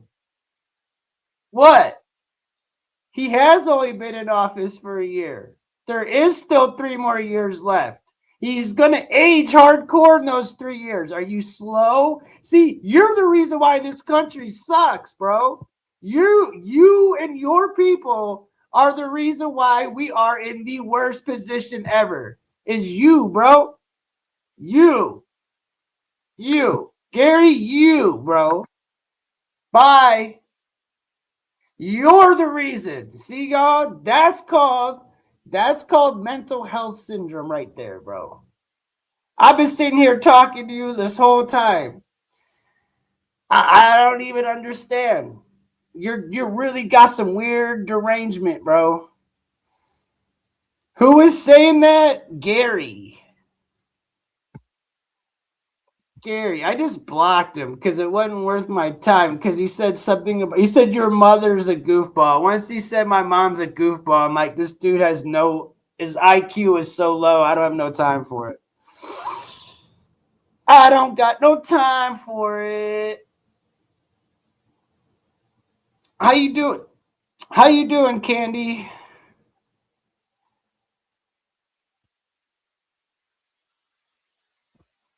Oh yeah, dude. He definitely. Well, everybody ages in that time. I mean, dude, my cat, the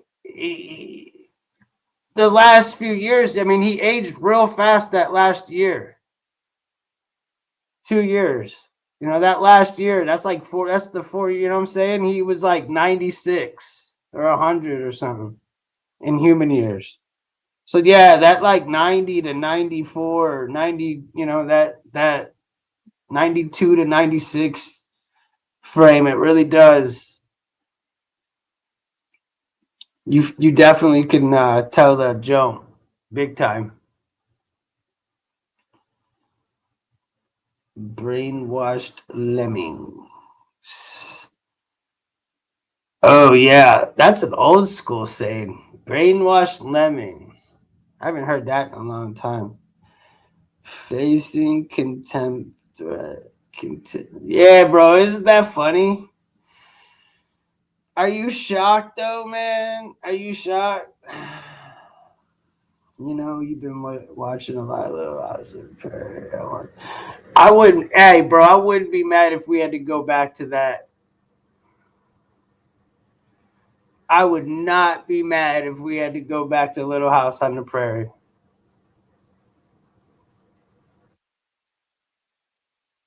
I would do just fine. I know, man. Candy, I know. It's so sad. Bro. Ugh. It's hard for me to even want to talk about it. I lost all 3 of my dogs, 15, 17, and 12 in 6 weeks of each other. Oh, Lord. Katie. I'm sorry.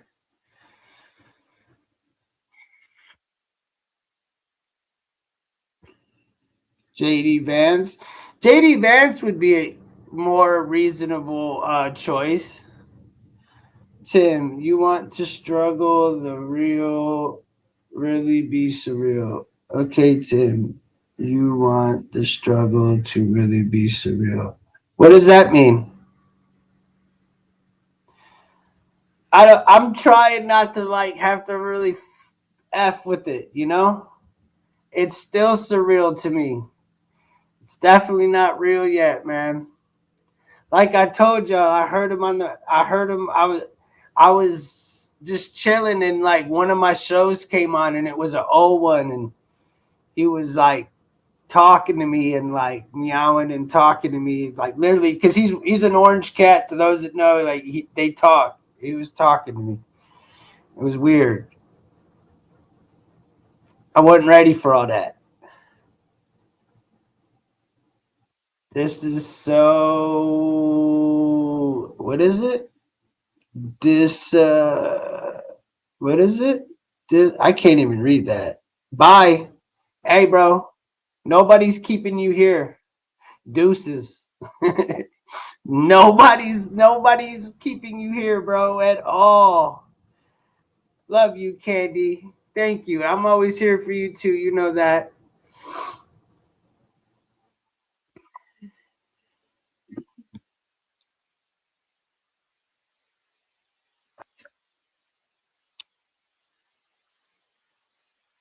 100 years from now, we'll all be together forever. Hey, facts. Oh, thank you. Love you back, Katie.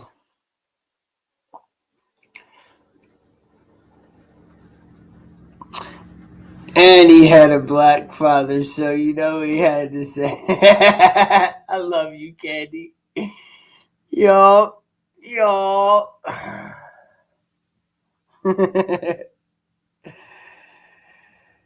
Universal salvation is false. I don't know what that rabbit hole is, bro. Come on.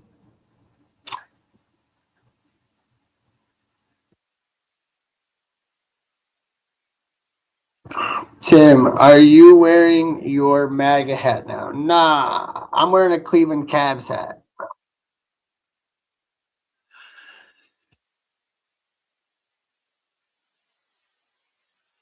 I don't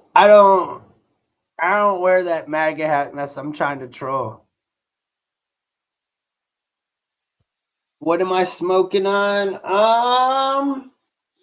I've been smoking on some Candy Rain is what's in my thing right now. It's London pound cake and gelato 41. I also been on the rainbow marker.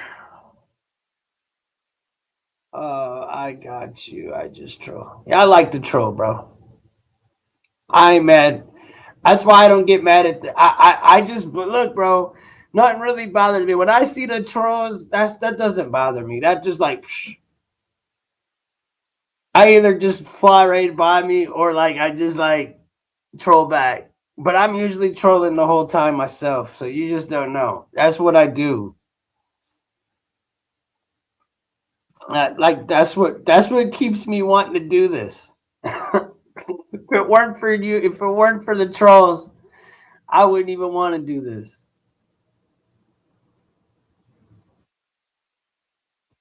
That's not true, but Tim, are you wearing your edging t-shirt? Katie, I should be, because I'm getting close to the edge there, Katie. I am very close to the edge.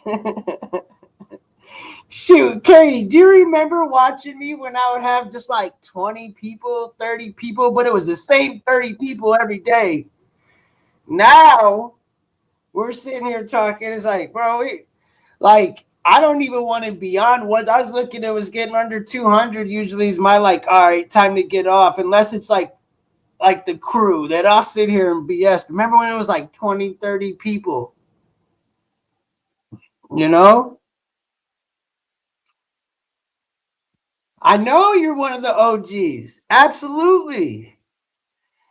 Absolutely. Been going at this, man. To those that are just watching me for the first time or whatever, you go back and watch my older stuff. It's more like a little more wild, but I always do the news, but it's always truth. That's the first time I be covering the more like main trending stuff. I always found the more wild stories, the stories that you never hear. And I'm gonna get back to that. But right now there's just so much going on that those wild stories won't fly right now. Because people want to know what's going on like right now. You know, like with the world stage. They don't really care about what is going on in Wisconsin, you know? But I can't wait to get back to that if we ever can. I hope we can get back to normalcy where we can do talking that good fun stuff. Doing the fun stories and not have to talk constant politics. But to be fair, there are some true stories that are pretty wild. That's what I'm saying. That's why you see me all the time right now. Look, man, my best friend, my kid, my son, my everything just died like 2 weeks ago, and all of this just popped in at the same exact time. So it's like, man, it kind of came at a time where it was necessary for me because now I can stay focused. And there's just so much and I'm not surprised at all. None of this surprises me. As a matter of fact, what happened in Minnesota, I was talking to Billy and I said I wouldn't be surprised because of what's happening in Venezuela. I said because of how the news cycle rolls and what happened and what was going on with the fraud, I said with ICE and the fraud, I said I wouldn't be surprised if something goes down in Minnesota. Another, you know what, Floyd incident. I literally said that, and then like 3 hours later, it happened. Yeah, it was wild.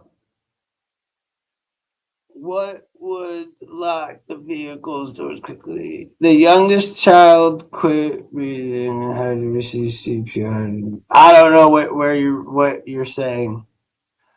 What would lock the vehicle's doors quickly? I don't know what you're saying there, buddy. ICE agents accidentally shot both a flash grenade.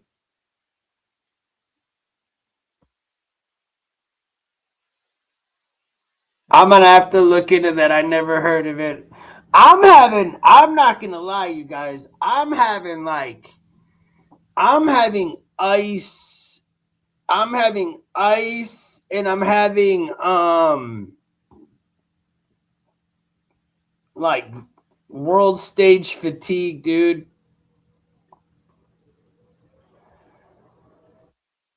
Ryan's asleep, man. He's sleeping in his bed. I ended the stream and started another one because I was gonna play the Trump thing on my last one. I'm like, I'm just gonna start a new one, which I'm glad I did. Yeah, Ryan's out, which I should be, and I will. It's Friday though. It's Friday and it's like 18 degrees outside and super windy. It's not like I'm gonna go to sleep. Tim, it's got to be exhausting keeping up. Oh my goodness, that's why I was trying to say it's absolutely exhausting. That's why I know Trump is not no low energy vibrate. Like, bro, just for me to keep up with this, it's exhausting. I couldn't imagine having to be ass deep in it at 79 years old, dude. That is insane. I will tell them you said hi, Katie. But yeah, no, it's definitely exhausting. You wake up and it's always something. It's always something. So that's why I'm like, man, that guy is a real worker. What's up, John? How you doing, Bubba? He's a real worker, dude. He's always been though. Remember when he was running for president? That dude would do like 2, 3 rallies in a day. That dude's always been off the hook. I don't know how he does it. If I could have half the stamina that guy has is I know, right? I hear you. You don't want to know what I have to predict with the world then, Candy. But if I have half the stamina as that man does at 79 years old, dude, God bless. Hell, even at 60. It just happened yesterday morning, I believe. Okay. You woke up and it's always 5 new something. Yeah. Yeah. I woke up and it was instantly press house press. It was a press at the White House with Carolyn Levitt. I wasn't even out of bed yet. And I was already typing in the stuff. And then I was just getting ready to get off, and somebody in the chat asked me to play the Joe Biden corn pop video, and I went to go look, and I'm like, wait a minute, he's about to go live right now as we speak. So I killed the stream and just re-kicked it, which to my chagrin, but I'm not mad. I mean, I'm having a good time. I'm fine. That's the family's name, Sean and Destiny Jackson. Okay. I'm sure I'll hear about it. I'm sure I'll hear about it. You know? Tim, you wake up tons of new things and people expect you to know everything. Yeah. Absolutely, Katie. Absolutely. Absolutely. But what's cool is I usually am up and go to bed. Like there's only like a small little part that I really miss. But dude, it's even in that little bit of time you miss a lot. You take a nap for 4 hours, or if you, for heaven's bid, you go to bed at an early hour and don't go live or do nothing for a day. It's like you missed the whole world. I literally didn't do a show for like a day and had like 2 long shows because I couldn't fit everything into one or fit everything. It was just so much. Thanks for what you're doing, Tim. Rest well when you get there. Oh, thanks. Appreciate it. Much love. Much love. Thanks for the support. Thanks for chilling. I hope everybody hits the like and subscribe. I don't know how many likes we got, but 112, that's my lucky number. ICE incident, and they were minding their own business, driving their kids home. Yeah, I don't even want to talk about that incident right now because I have no clue and my brain just is not ready for it. I don't want to know. I want to find out when I wake up or when I go lay down and I like play something like and I hear about it. I don't want I can't take on any more right now of the world stage. My brain needs a total cleanse. That's why it's so difficult. The point is overwhelm you, so it's difficult for you to keep up. Yeah. No, I get it. That is the point. That's why it's like Project Mockingbird. The news is just on repeat cycle. I get it. They want us to get lost in the sauce. They want these stories to get lost.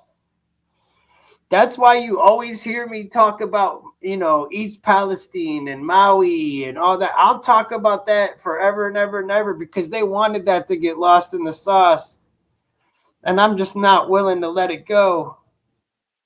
Just like with Katie and the Ohio with these data centers. I'm not going to let that go. That was the kick I was on, and then all this stuff happened. Otherwise, that's the kick I would be on right now.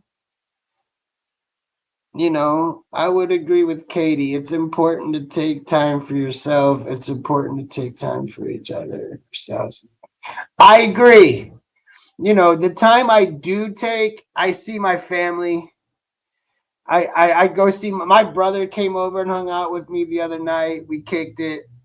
But I agree. I do need to take more time. But dude, this is the first time, and I know this is going to sound corny. No. Ohio is bad too. Indiana and Ohio. We've got like a super one that's going to be put up. And then there's one in Huron that's really, really bad. Check out, we just need to talk. But look at the one in Huron, Ohio.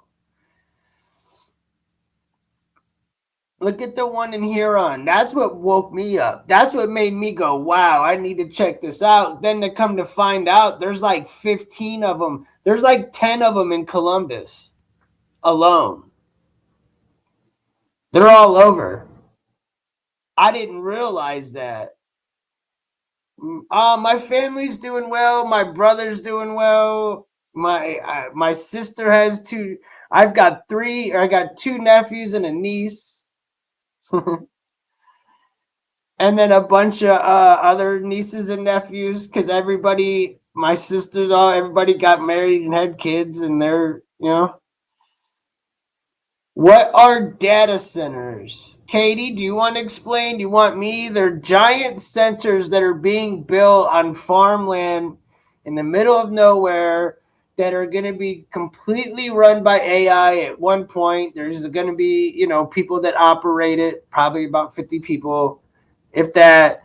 And it's basically going to store all of our data. Literally. I call it like a digital prison. you know, there's a lot of stuff. The one that's by her is 700 acres that's going to be open. That's crazy. And it's like it uses so much energy that it needs water. And the reason why it's going to be, in that area is because there's the lakes. How far are you from the Great Lakes, Katie? If you don't mind me asking. Yep, exactly that, Katie. It houses data, and basically it's there to be our, what's that movie, Minority Report, something of the sort. I mean, it's going to be as much as like your medication's going to be digital. I don't want to really get into it that much right now on this one, but yeah, it's going to get down to your medication will even be digital.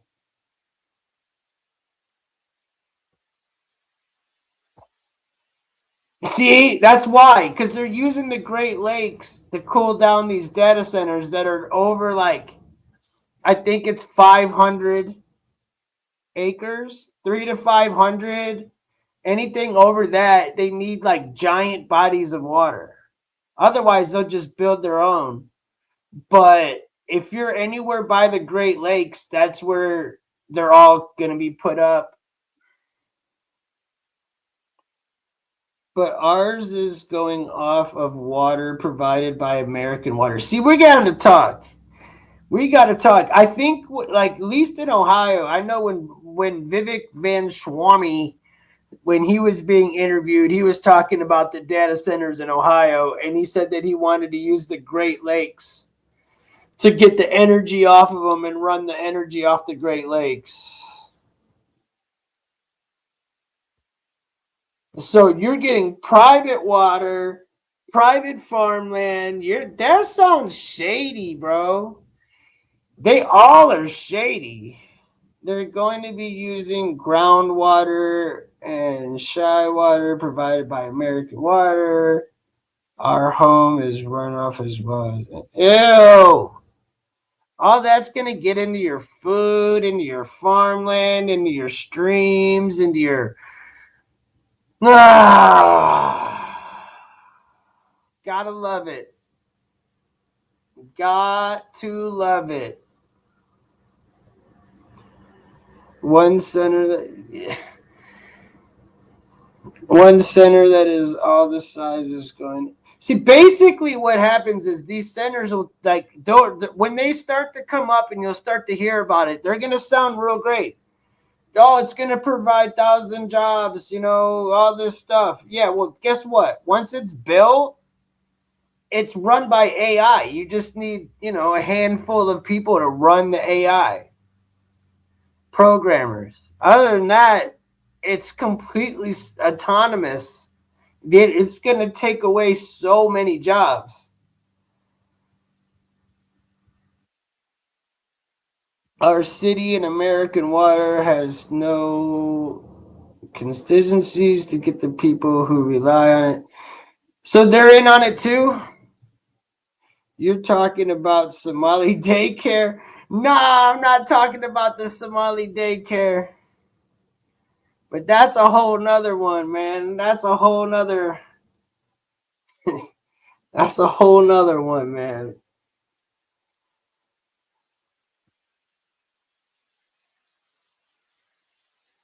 the Somali daycare, that's going on all around. I don't. Again, I'm fatigued with the topic. I think we all know, and it's gonna happen, and it's gonna come up all around. You're gonna hear about it all across the country. I already said Maine is the next one. You'll hear about Maine. I started to talk about it like 2 weeks ago, and I was doing local, and it just shut it down. So like it'll be up soon. They'll be talking about Maine.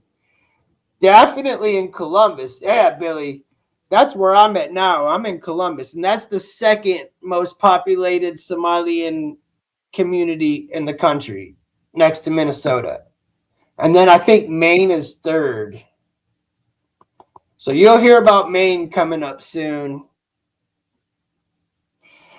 Not to mention the constant vibrations, just yeah, dude, all the frequencies and stuff. Like, what's the point, bro? That's why I'm gonna block you, bro. I don't even give you a chance to like. I don't even want to give you a chance to stick around. If you say something that's stupid now, I don't even want you to come back, bro. I've been giving people 24-hour timeouts. That way they can come out the next day and give me another view. But sometimes people are just so dumb. I don't even want you back.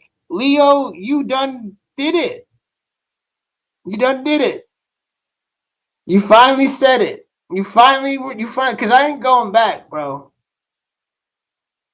I'm not going back on you, Leo. You done did it. Unless the chat tells me I should go back and let him. But I mean, you know, he uses a trigger word. He does it in all caps. And I always be yelling at him. He never contributes. Ain't nobody in the chat trying to hear that. Now, if you want to talk about it when there's people in here ready to argue about it, then you can do that, bro. But right now, that's not the conversation. Nobody's trying to hear that, read that. I got somebody at my door. Hold on a second. Who is it? Come in. But yeah, nobody wants to hear that, bro, at all. Nobody wants to hear that, dude. Oh my God. Are you leaving? Yeah, love you. Here, I'm afraid you need to go. But oh, thank you. Thank you, Mama. Enjoy it. I will. Thank you. Scary that knocking like the damn police, woman. Thank you. Love you, Mama. My mom just came over and brought me some homemade chicken noodle soup in this nice cold weather. How beautiful. How beautiful. How beautiful. Couldn't ask for a better. She was knocking like the damn police, though. Boom, boom, boom, boom. I'm like, what'd I do wrong? I'm thinking, is it my landlord? I'm like in my own house. Like, I don't think anybody could hear me. I don't know who else would ever be. I don't know anybody around here. I was getting ready to have to go get the pew-pew. If you support Trump, you're a bitch and okay, bro. I got you. Well, see you on the flip side, homie. Better hope we don't ever run into each other in the streets. Got over 500 hours of collecting data. Dude, hook a brother up. It is something I said on YouTube. Is it something I said on YouTube? What do you mean, Stoney? What you talking about, bro? What'd you say? I don't care if you're a Democrat. I'm not, listen, dude, just because you're a Democrat, I'm not going to block you. I don't care. You can have your opinion. Just don't, listen, there's certain words, dude. It's not about your, I don't care what your opinion is. I don't care what you rep. I don't care. And it's not my worry. It's when you start like coming in saying, you know, when I say please don't use all caps and you drop the hard R with all caps, That's where you're drawing the line. When you say somebody is a hard R in the chat with all caps, I got to get rid of you, bro. I got to. I don't want to read your comment. It's not good for me and it's not good for anybody else. So you got to go. And that happens too often because people are so dumb, they can't think of anything better to say. So I'm just going to, instead of putting you in, no, I'm just getting you gone, bro. I'm move forward. Literally. I talk to enough people today that I don't need stupid ones. We want people that are bright, that are willing to contribute to a conversation or willing to do something. And I don't care what side you're on. And no, libtards are a little bit different. He said, I'm a Democrat. A Democrat and a libtard is two different things. You know what I'm saying? That's two different damn things. Tim, your face is hidden by the chat on my screen. Aw. I don't want to go full screen. I don't really want to because then I have to go back and wait. I want to take. Oh yeah, never mind. There's probably no comment up. Oh, there is a comment. Or is that just a headliner or something? Let's see. No, it's just a headliner. I'll keep that. I never usually do. Aw. Yeah, I just want to keep my thing up. I'm tired. I'm like, man, I don't know. I'd have to put more lighting on. Oh. I like the black background a heck of a lot better. I tried to do the StreamYard background. It is impossible. I can do the back one.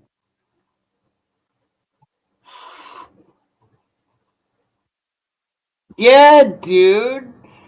Nah, dude, check it out. I did an 8-hour live stream with the light right in my face, yo.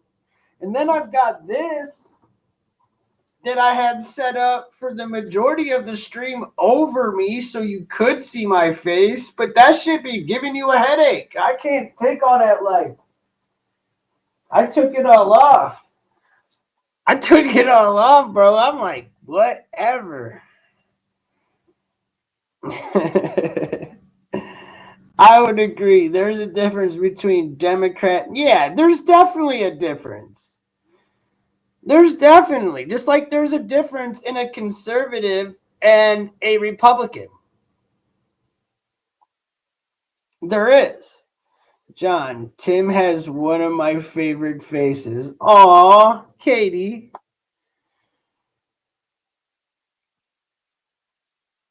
Kind of the difference between a Republican and a MAGA. Yeah. There you go. I think Republicans are off the hook, bro. I don't like Republicans at all. I'm not a Marco Rubio fan. I'm not a Jeb Bush. I don't like Ted Cruz. I do like DeSantis, though. I ain't gonna lie. I do like DeSantis a little bit. I don't like none of them cats, but like most of them are all APEC anyways. We all know that. You know, like I say, Ohio's governor is a Republican. I can't stand him. He's a neo Republican. It's the only way you can put it. Just like there's neoliberals. And then there's people that just are hippie liberals. There's like multiple stages of liberalisms. Multiple stages of them.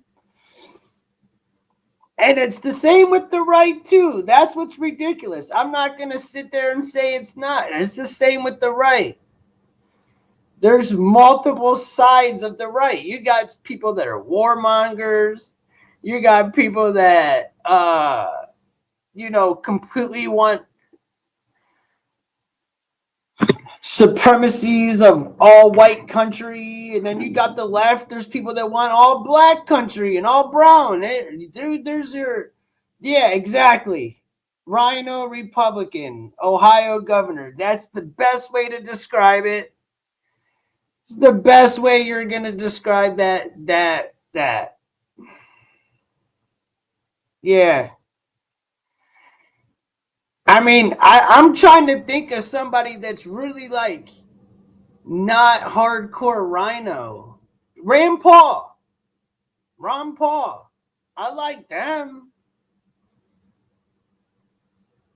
That's the closest I could think of as a politician that was like a governor or a politician with a big name that, oh, I kind of like Thomas Massey.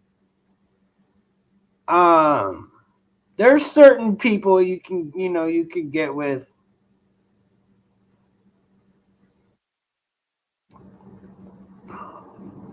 What did Katie say? Just like there's a difference between being a patriot and a nationalist. Exactly. I don't know too much of what I mean. A nationalist. I don't. I'd have to look more into that. Is there a difference? I don't know. I don't know. Katie, don't talk to Katie like that. You better be nice to her. Time and a half or double the rate on Monday. You better be nice, bro.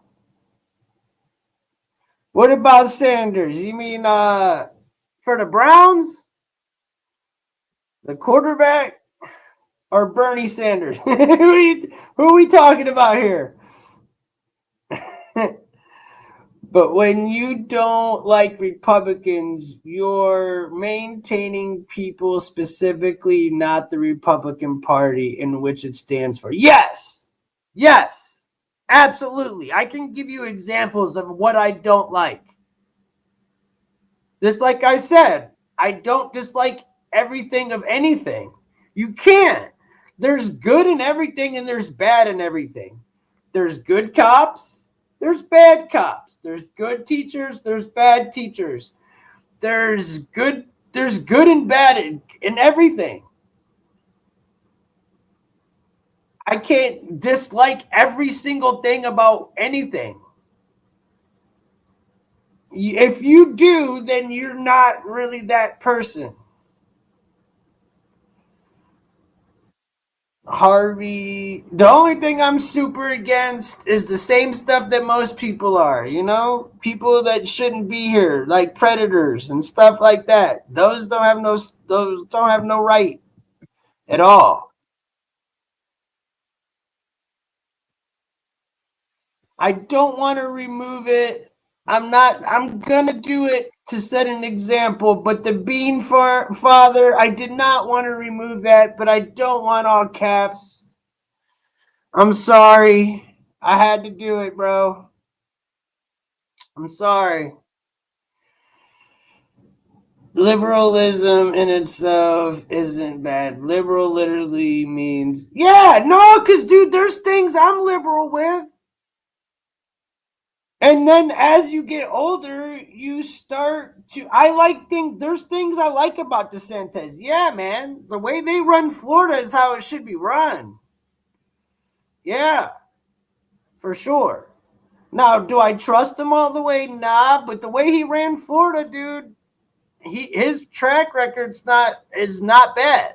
And the people of Florida, look, dude, I talked to a lot of people from Florida, and a lot of people from Florida like him. Can't stand Governor DeSantis. Are you from there? Because people that actually live in Florida say they like him. Like, I can't speak for anybody else's governor. Tim Walz, I can. But I can't speak for your governor, bro. I'm not there. But I can speak for mine. But I can speak from experience. And from my experience dealing with Florida people, I've heard that they like him. like watching Josh Hawley. I don't even know who that is. And the problem is, you're kind of right. There's a lot of snakes in the grass on both sides of this. It is. That's why I have no problem hearing it from either side. I just don't want to hear trigger words and hate. No hateful stuff. Don't disrespect people. Don't be hateful. Don't talk about people that are unalive because they're unalive. Stuff like that. You know?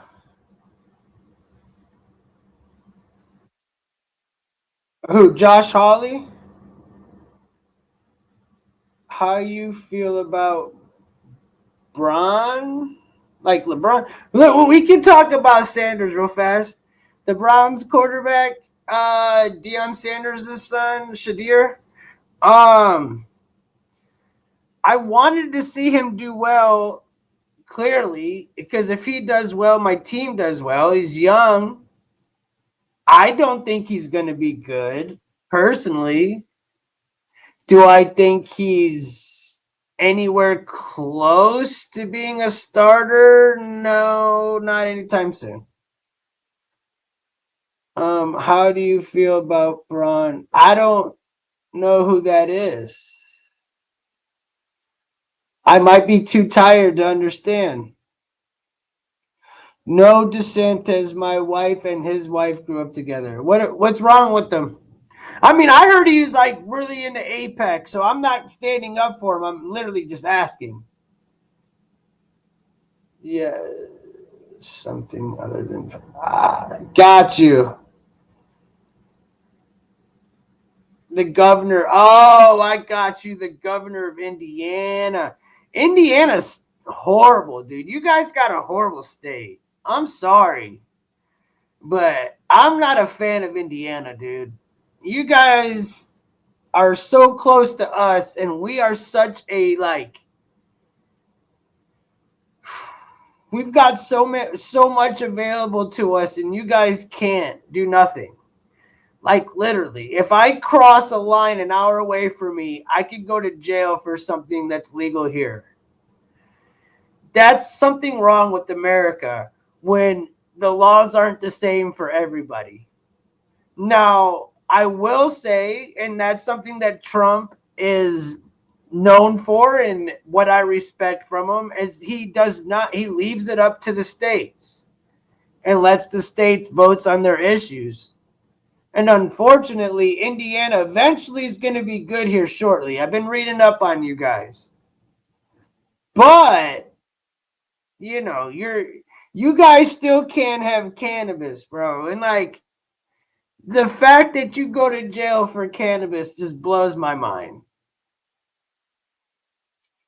Y'all got to go to Chicago, Michigan, or Ohio. You can't even, you know what I'm saying?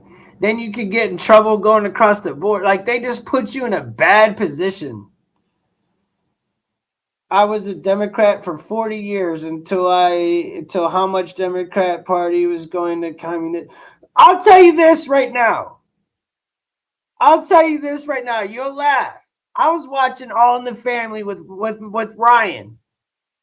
And we started from season 1, episode 1. We watched about 7 episodes. And I saw myself as more of a Democrat back in that time. Yup, this is all Obama's fault for being weak. Let's go, Miami. Don't the Cavs play the Heat tonight or something?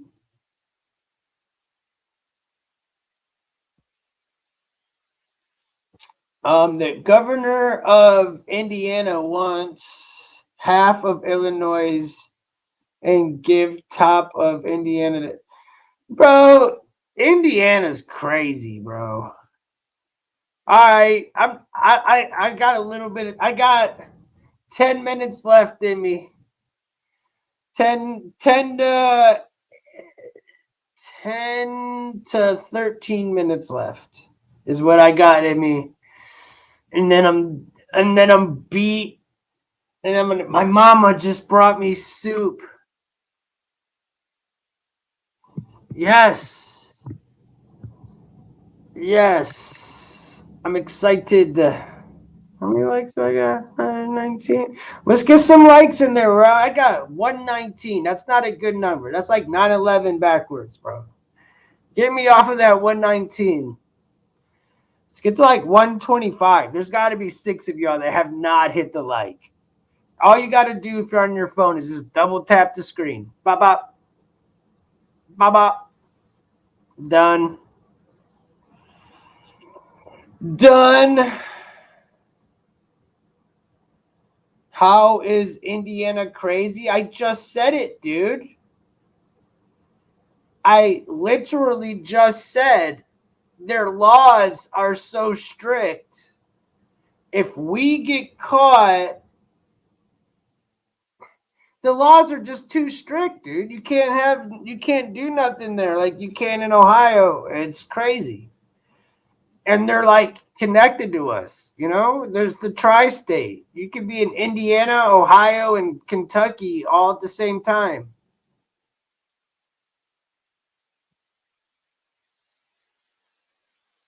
If you weren't so mean to Indiana, I would have. No, I'm not being mean to Indiana. I'm sticking up for the people of Indiana. I got friends in Indiana. Hell, Katie that just left is from Indiana. Nah, I ain't hating on the people, bro. I'm saying it's not fair that y'all can't do nothing. What you want from me? What you want from me? I'm trying to say I can't believe y'all can't even, you know? I'm criticizing the laws, man. I'm not criticizing the state or the people at all. You're Midwest. You're my peoples. I'm Ohio. How can I, you're right there. Yeah, Ohio roads are terrible, especially if you go to Akron where Billy lives.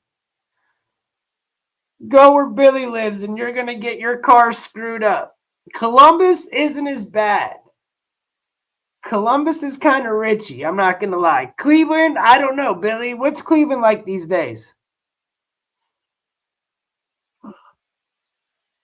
It used to be very, very pothole, but Akron was the worst. Akron, very bad. But yeah, Columbus, not that bad. Not that bad. Dayton, I don't know about Dayton, but I do like Dayton. Cleveland's bad too. Yeah, I like Dayton. I do like Dayton. I don't like Cincinnati. I'm north of both. North of both. Of Dayton and Cincinnati? I'm in Columbus, bro. I'm in Columbus. I'm from Cleveland, so all my people are up in Cleveland and Columbus and stuff, so. You clowns voted for him, stupid supporters. So what do I do to this guy, chat? See, as somebody that just wants to get rid of him, what do you do? What do I do to this guy? I'm not gonna engage. Oh, Wayne County, I know all about Wayne County, Bubba. Hell yeah. It's like Mansfield.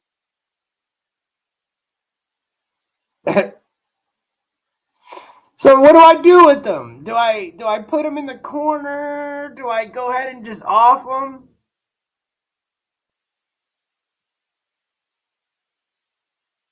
You know?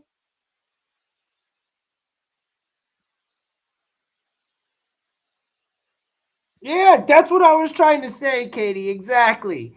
15 minutes one way, you're good. 15 minutes the other, you're going to jail. That's not even right. Worcester, yeah, okay. Worcester. So we're like Ashland. My prom was at Worcester High School. I think, or somewhere. Maybe not their high school. Why'd I say high school? Like a ballroom or something in Worcester. Yeah, my boy went to college there, and like we used to play them in baseball. Dude, their high school back when I played was dope. They had like a college campus before anybody. I remember y'all had bullpens and all types of stuff. You had a cool little setup in Worcester. Definitely. I thought you were all for free speech and against censorship. Why block him? Because I don't want to read them. Because I don't want to read them. I am for free speech. But that's not free speech. That's disrespectful. What am I supposed to just let people like come in and imagine right now there's only 225. Earlier I had 2,200 people in the room. What am I supposed to just let this dude come back in and waste my eyes? I have to have 3, 4 mods. Are you kidding? You're joking, right? Free speech has nothing to do with someone saying stupidity, disrespectful crap. I don't have to deal with that at all. Shit, just for you saying that, I almost want to get rid of you. Freedom of speech, nothing. This is my damn page. This ain't nobody else's. Freedom of speech, nothing. Ain't nobody got freedom of speech on this page. I'm sorry. I don't have freedom of speech. So you don't have freedom of speech. This is YouTube. This isn't the streets. We're not walking the streets right now. We're on YouTube. You're on the Tim Zahler street. And my street, dictatorship. You can go to someone else's street, like, like a little Kensington liberal street, and you might be able to get away with that stuff. Yeah, Billy, freedom of speech does not apply to YouTube. Clearly, because if so, y'all would get some gold, bro. I can't believe I'm not a mod after all these years, but I'm not. Yeah, I take everybody's mods away after I'm done anyways. Like I mod people up when I need them. I've got Billy and Ryan. Keeks joins in. I just take the mods away. Alien will pop in if I need a mod.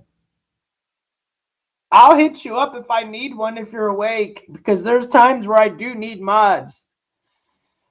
Freedom of speech on here is up to Tim and on his page. Yeah.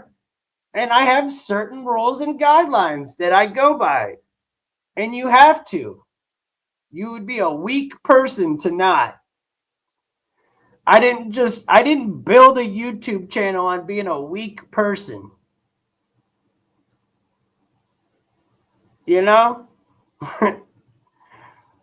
I've been through every type of you can be through. Just admit you are stupid for voted for Trump and you are eligible. What? Just for that. I'll talk to you tomorrow, bro. Goodbye. I'm just a simple man.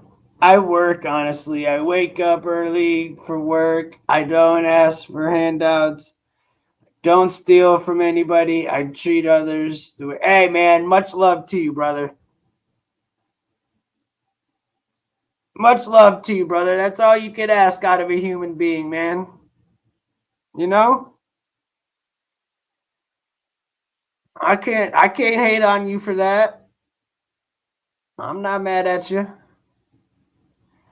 And I did let him slide. I don't think I did anything to that cat.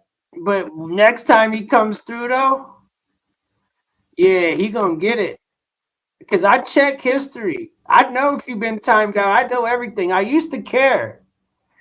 But when you're running through, look, I literally almost have 250,000 views in just this little 2-hour show.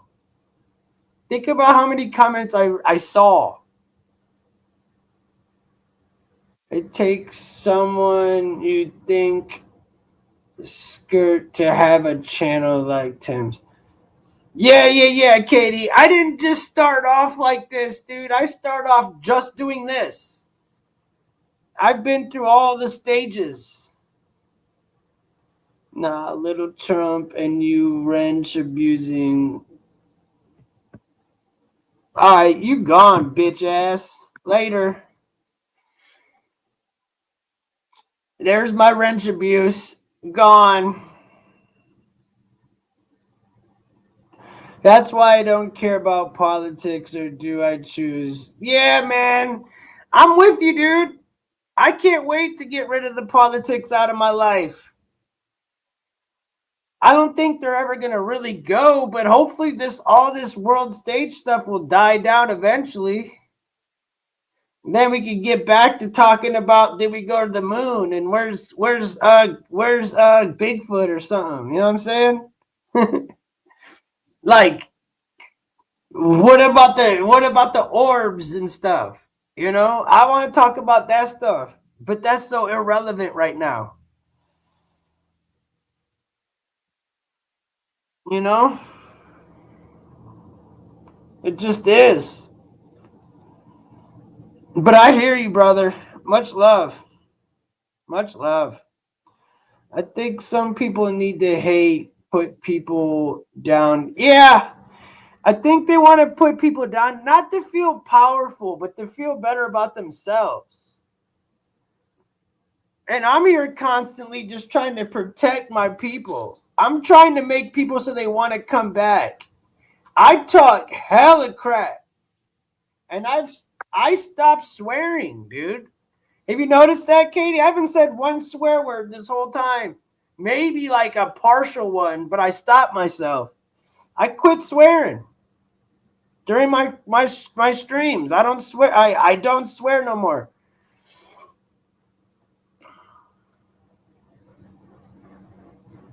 What about the orbs shutting down nuclear? Dude, you seen all the videos of the orbs in my shorts? Where I lived at my old place, right? I lived on the 4th floor. And from my window, all I had to do was look out the window, and right in the same spot every single night there was an orb that popped in. And I'm telling you, these orbs weren't orbs. They were freaking drones, dude. Because I live by Patterson Air Force Base is within like an hour of me. And they're drones, dude. And what I truly believe is they were spying and getting information on us, dude. And they were hovering over, and they would just dude, it would be bright. You're like, dude, that's not a star. What is that? And then all of a sudden, it'll start going like this. Look in my shorts, everybody. Go watch my shorts. There's plenty of them. It bounces around like this, and you see it changing colors, changing shapes, and then disappears. My theory is it just blacks out. I don't know how it disappears.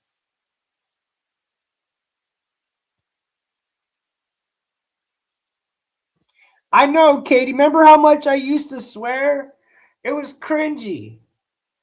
It's cringy now. Like, it is. It's cringy for me to hear it, because I can't let like my mom or like my family want to watch it. It's cringy. So I'm like, bro, I gotta stop that.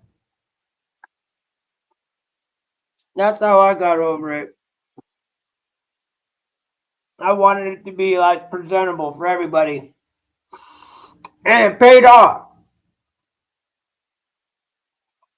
It paid off.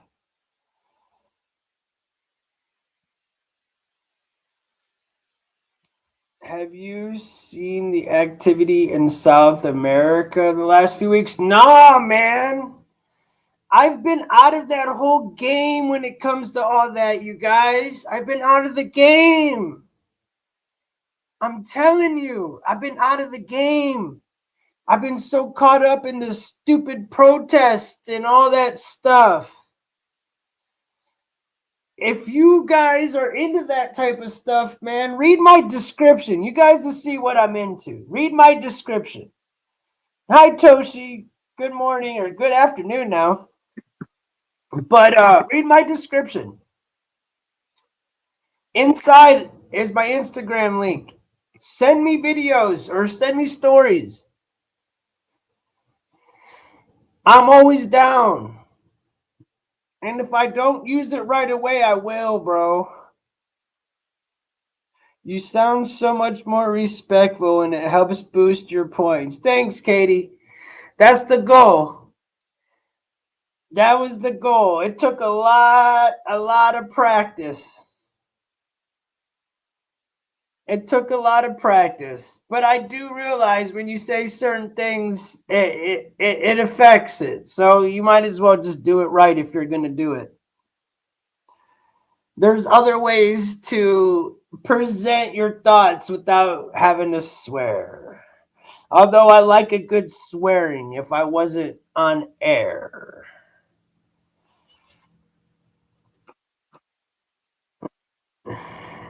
I don't mind a good swearing. Tim, you gotta look up orbs and similar things around areas that are not sports. What do you mean? Like look up orbs and similar things that are like besides sports? Because that's what I do in my spare time. I pretty much listen to sports, because that's my break from politics. It's like the total opposite. Now, thank God and sports and politics kind of separated. Do you remember there when it was like political to watch football and basketball and all that? It wasn't even fun. Thank God that got separated because it was bad there for a minute, man. It was hard to even watch. I'm getting deja vu. I remember you and talking about this last year. You are saying you were thinking about it and working on it. And I did it. And I did it. Katie, stay in touch with me. Thanks, bro. All that does is make you look stupid. Because I guarantee you half the people in here don't even like Trump. It makes you look stupid, bro. Now, to the person that says, let that shit slide, right? Should I let that slide? Do I just leave it in my chat? No. I'm not going to respond back, but he's getting that much. I'm not letting that slide. No. All right.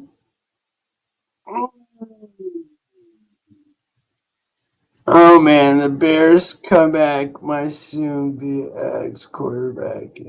That was an awesome game.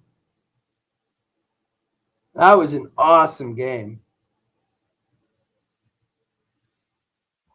That was a good game, man. Not a big Caleb Williams fan, but that was a good game. For sure.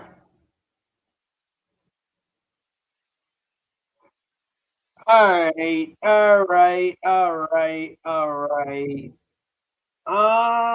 What else? Y'all got anything else good for me? Billy, where are you at today? Before I get up out of here, because when I wake up, it'll be dark. Where are you at today, brother?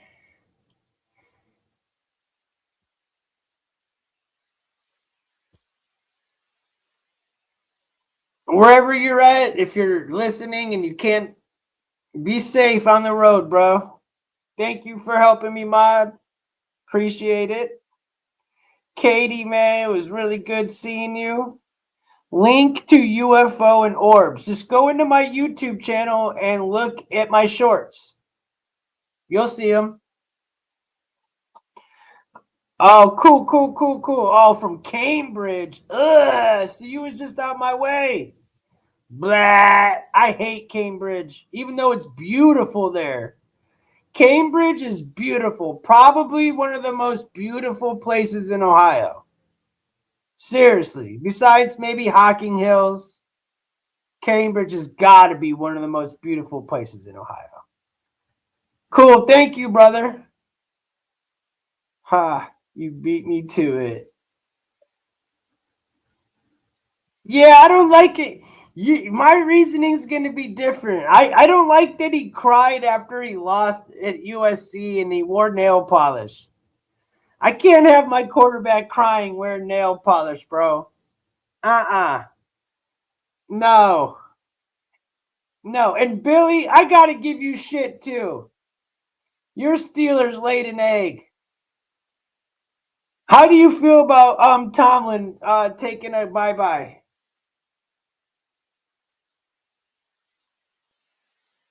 I was like, yeah, let's get him. The Browns should get him.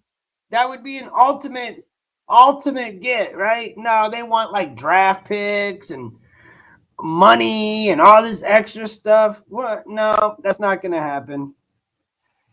Dude, it's got to be weird for you. My whole life, I just know Belichick and Tomlin. I've never seen them have another coach.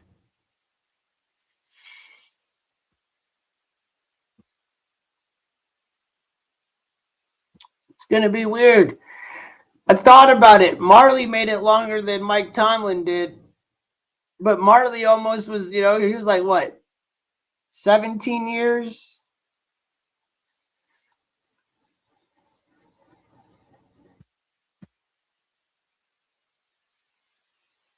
Cowher and Tomlin, yeah.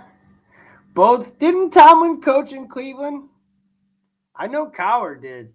But didn't Tomlin coach in Cleveland?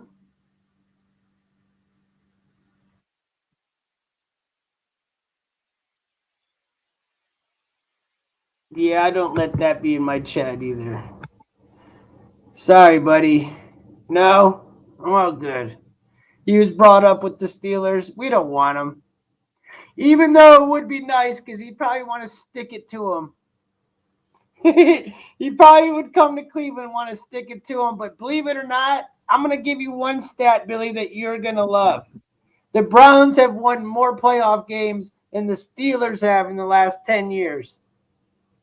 Just so you know. No wonder he had to go. No wonder he had to go. He had some really good teams to not win no playoff games.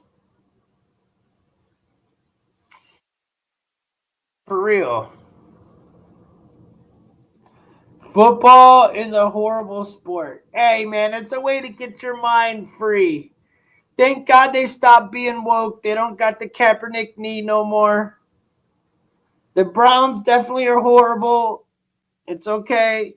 My Buckeyes, I live in Columbus. My Ohio State Buckeyes are gangster. And that's who I really watch anyways. The Browns are my team. I grew up with them. That's my squad. That's who I watch every Sunday. I bleed in. But I expect my Buckeyes to win. I have zero expectations for the Browns, dude. No, they don't. We just won the national championship last year. I was one game away from the championship. Are you crazy, bro? You suck. The Buckeyes suck. You suck, dude. Are you crazy?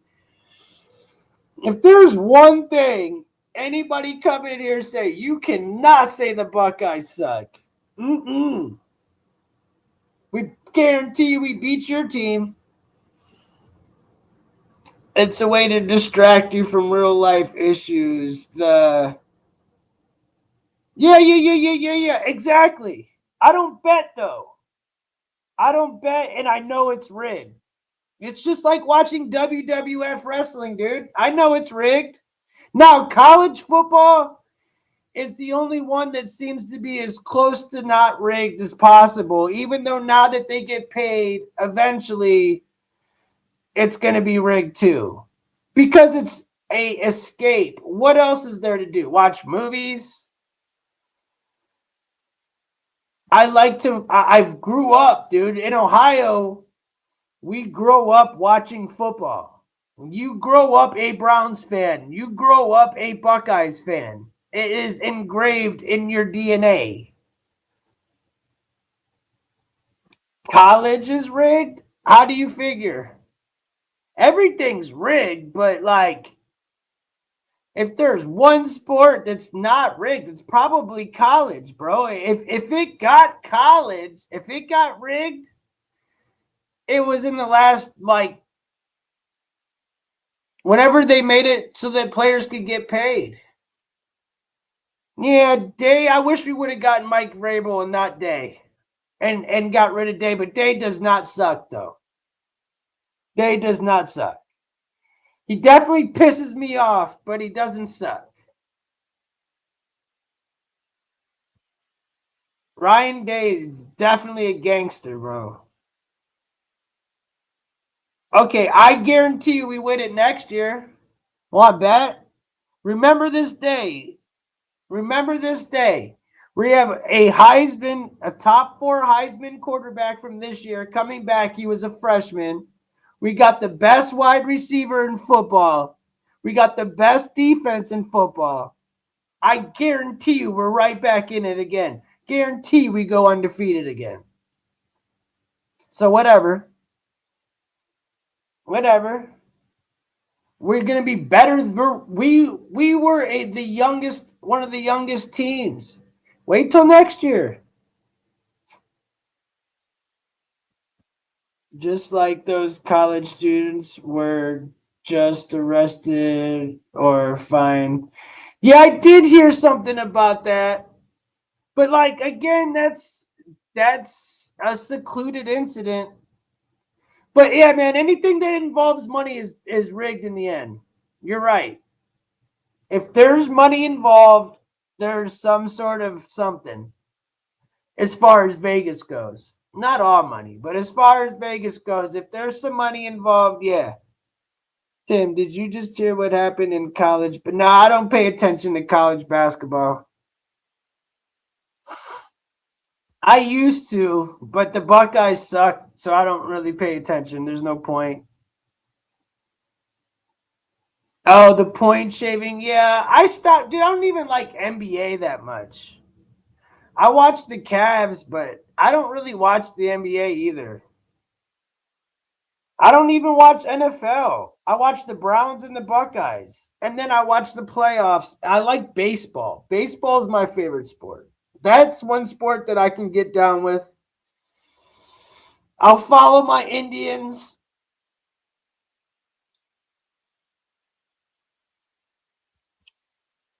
But I understand that there's always an outcome that's been probably already given.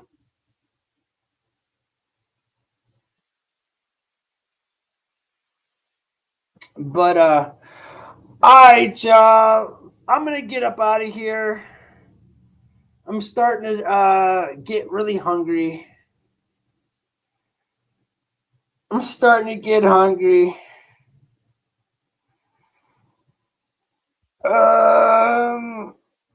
Dude, one more thing though. What about the cheating with the NBA players, LeBron and all that, in the shavings, and then them being in the whole poker scam? That was one last thing. That one's pretty crazy, bro. Day sucks. He can't. John Bear said, "Good idea." Why am I only seeing my messages? I have no idea. Why are you only seeing your messages?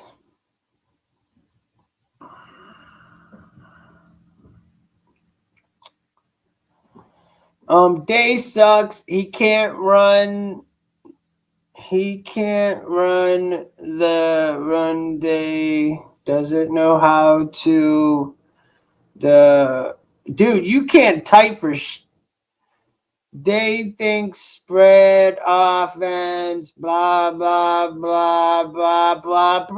Brian Day didn't run the offense, dude. Just so you know, the last game, it was Brian Hartline, or who was it? Who was it from the Buckeyes? Was it Hartline? He was our play caller and our guy, and he went and got a head coaching job. He wasn't there for the last 2 games.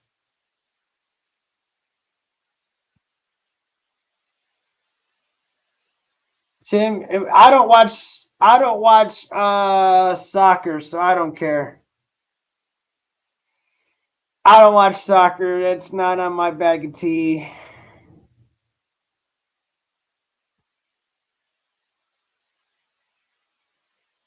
Get Iran, okay.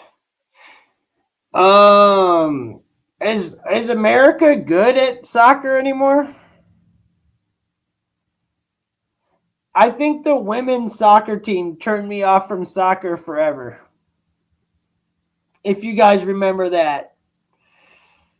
Jason, have family there.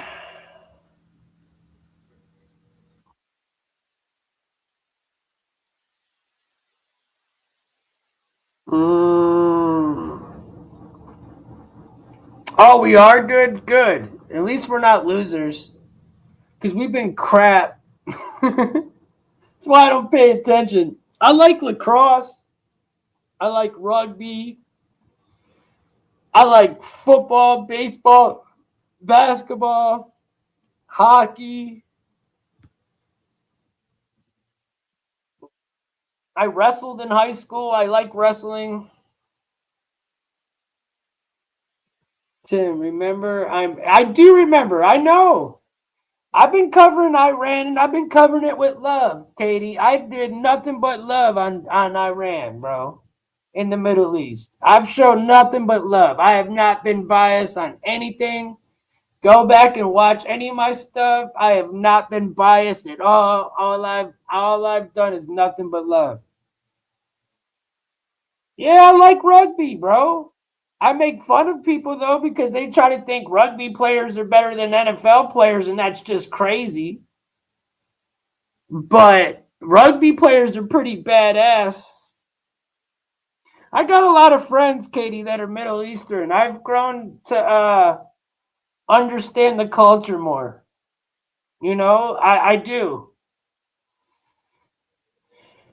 So I don't, not every just like and I'm gonna leave it with this. Just like I said with everything else, not every Muslim's bad either. Oh, I know. I don't have to prove myself. I'm saying, like, go peep it out. I've been showing love. But yeah, not everybody's bad, bro. There's people like, dude, there's people that hate America over there, but there's people that really rock with us too.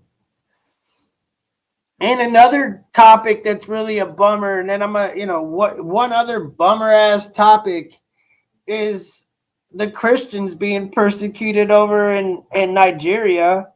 I was covering that for a minute, and that's pretty sad.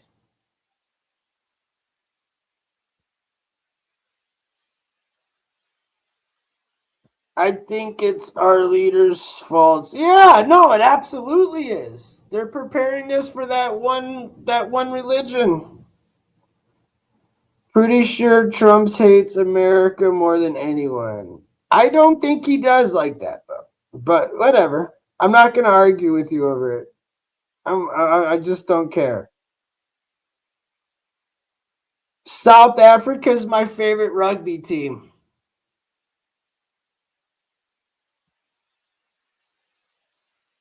Check what for myself, dude? I don't know. It's all biblical. I could make you into scripture and show you on your own time. I guarantee it's all biblical, and I'd be down. I'd be down. For sure. For sure. I think our leaders should settle quarrel among themselves like great stuff. Yeah, it's never gonna happen. But thank God we're on the better we're on the winning side so far. It just sucks that they're leaving us as sitting ducks in our own country. We're surrounded by people we have no clue who we're surrounded by. And that definitely, it doesn't scare me, but it definitely makes me uncomfortable for my family.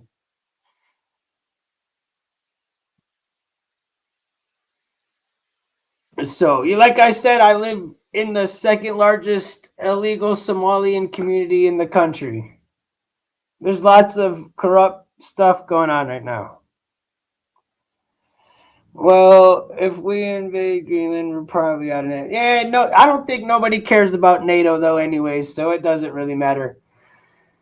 But that being said, I love you guys. Katie, it was great talking to you. John, man, much love to you. Thanks for sticking around. I can't read the rest of your guys' name, or I would. The one with the green M, and then the one that begins with the C. Oh yeah, man. Much love to you. Who else? Am I missing anybody? Bold. I already got rid of you. So never mind. John too. Yeah. Just everybody that stuck around and supported, and thank you. Hope you all hit the like, share. Let's see where we ended up with the 140. Not bad. Not bad. Love and respect, man. Much love. I love you guys. What else was I gonna say, dude? I have a hard time getting out. I have one more thing I wanted to say. If I could remember.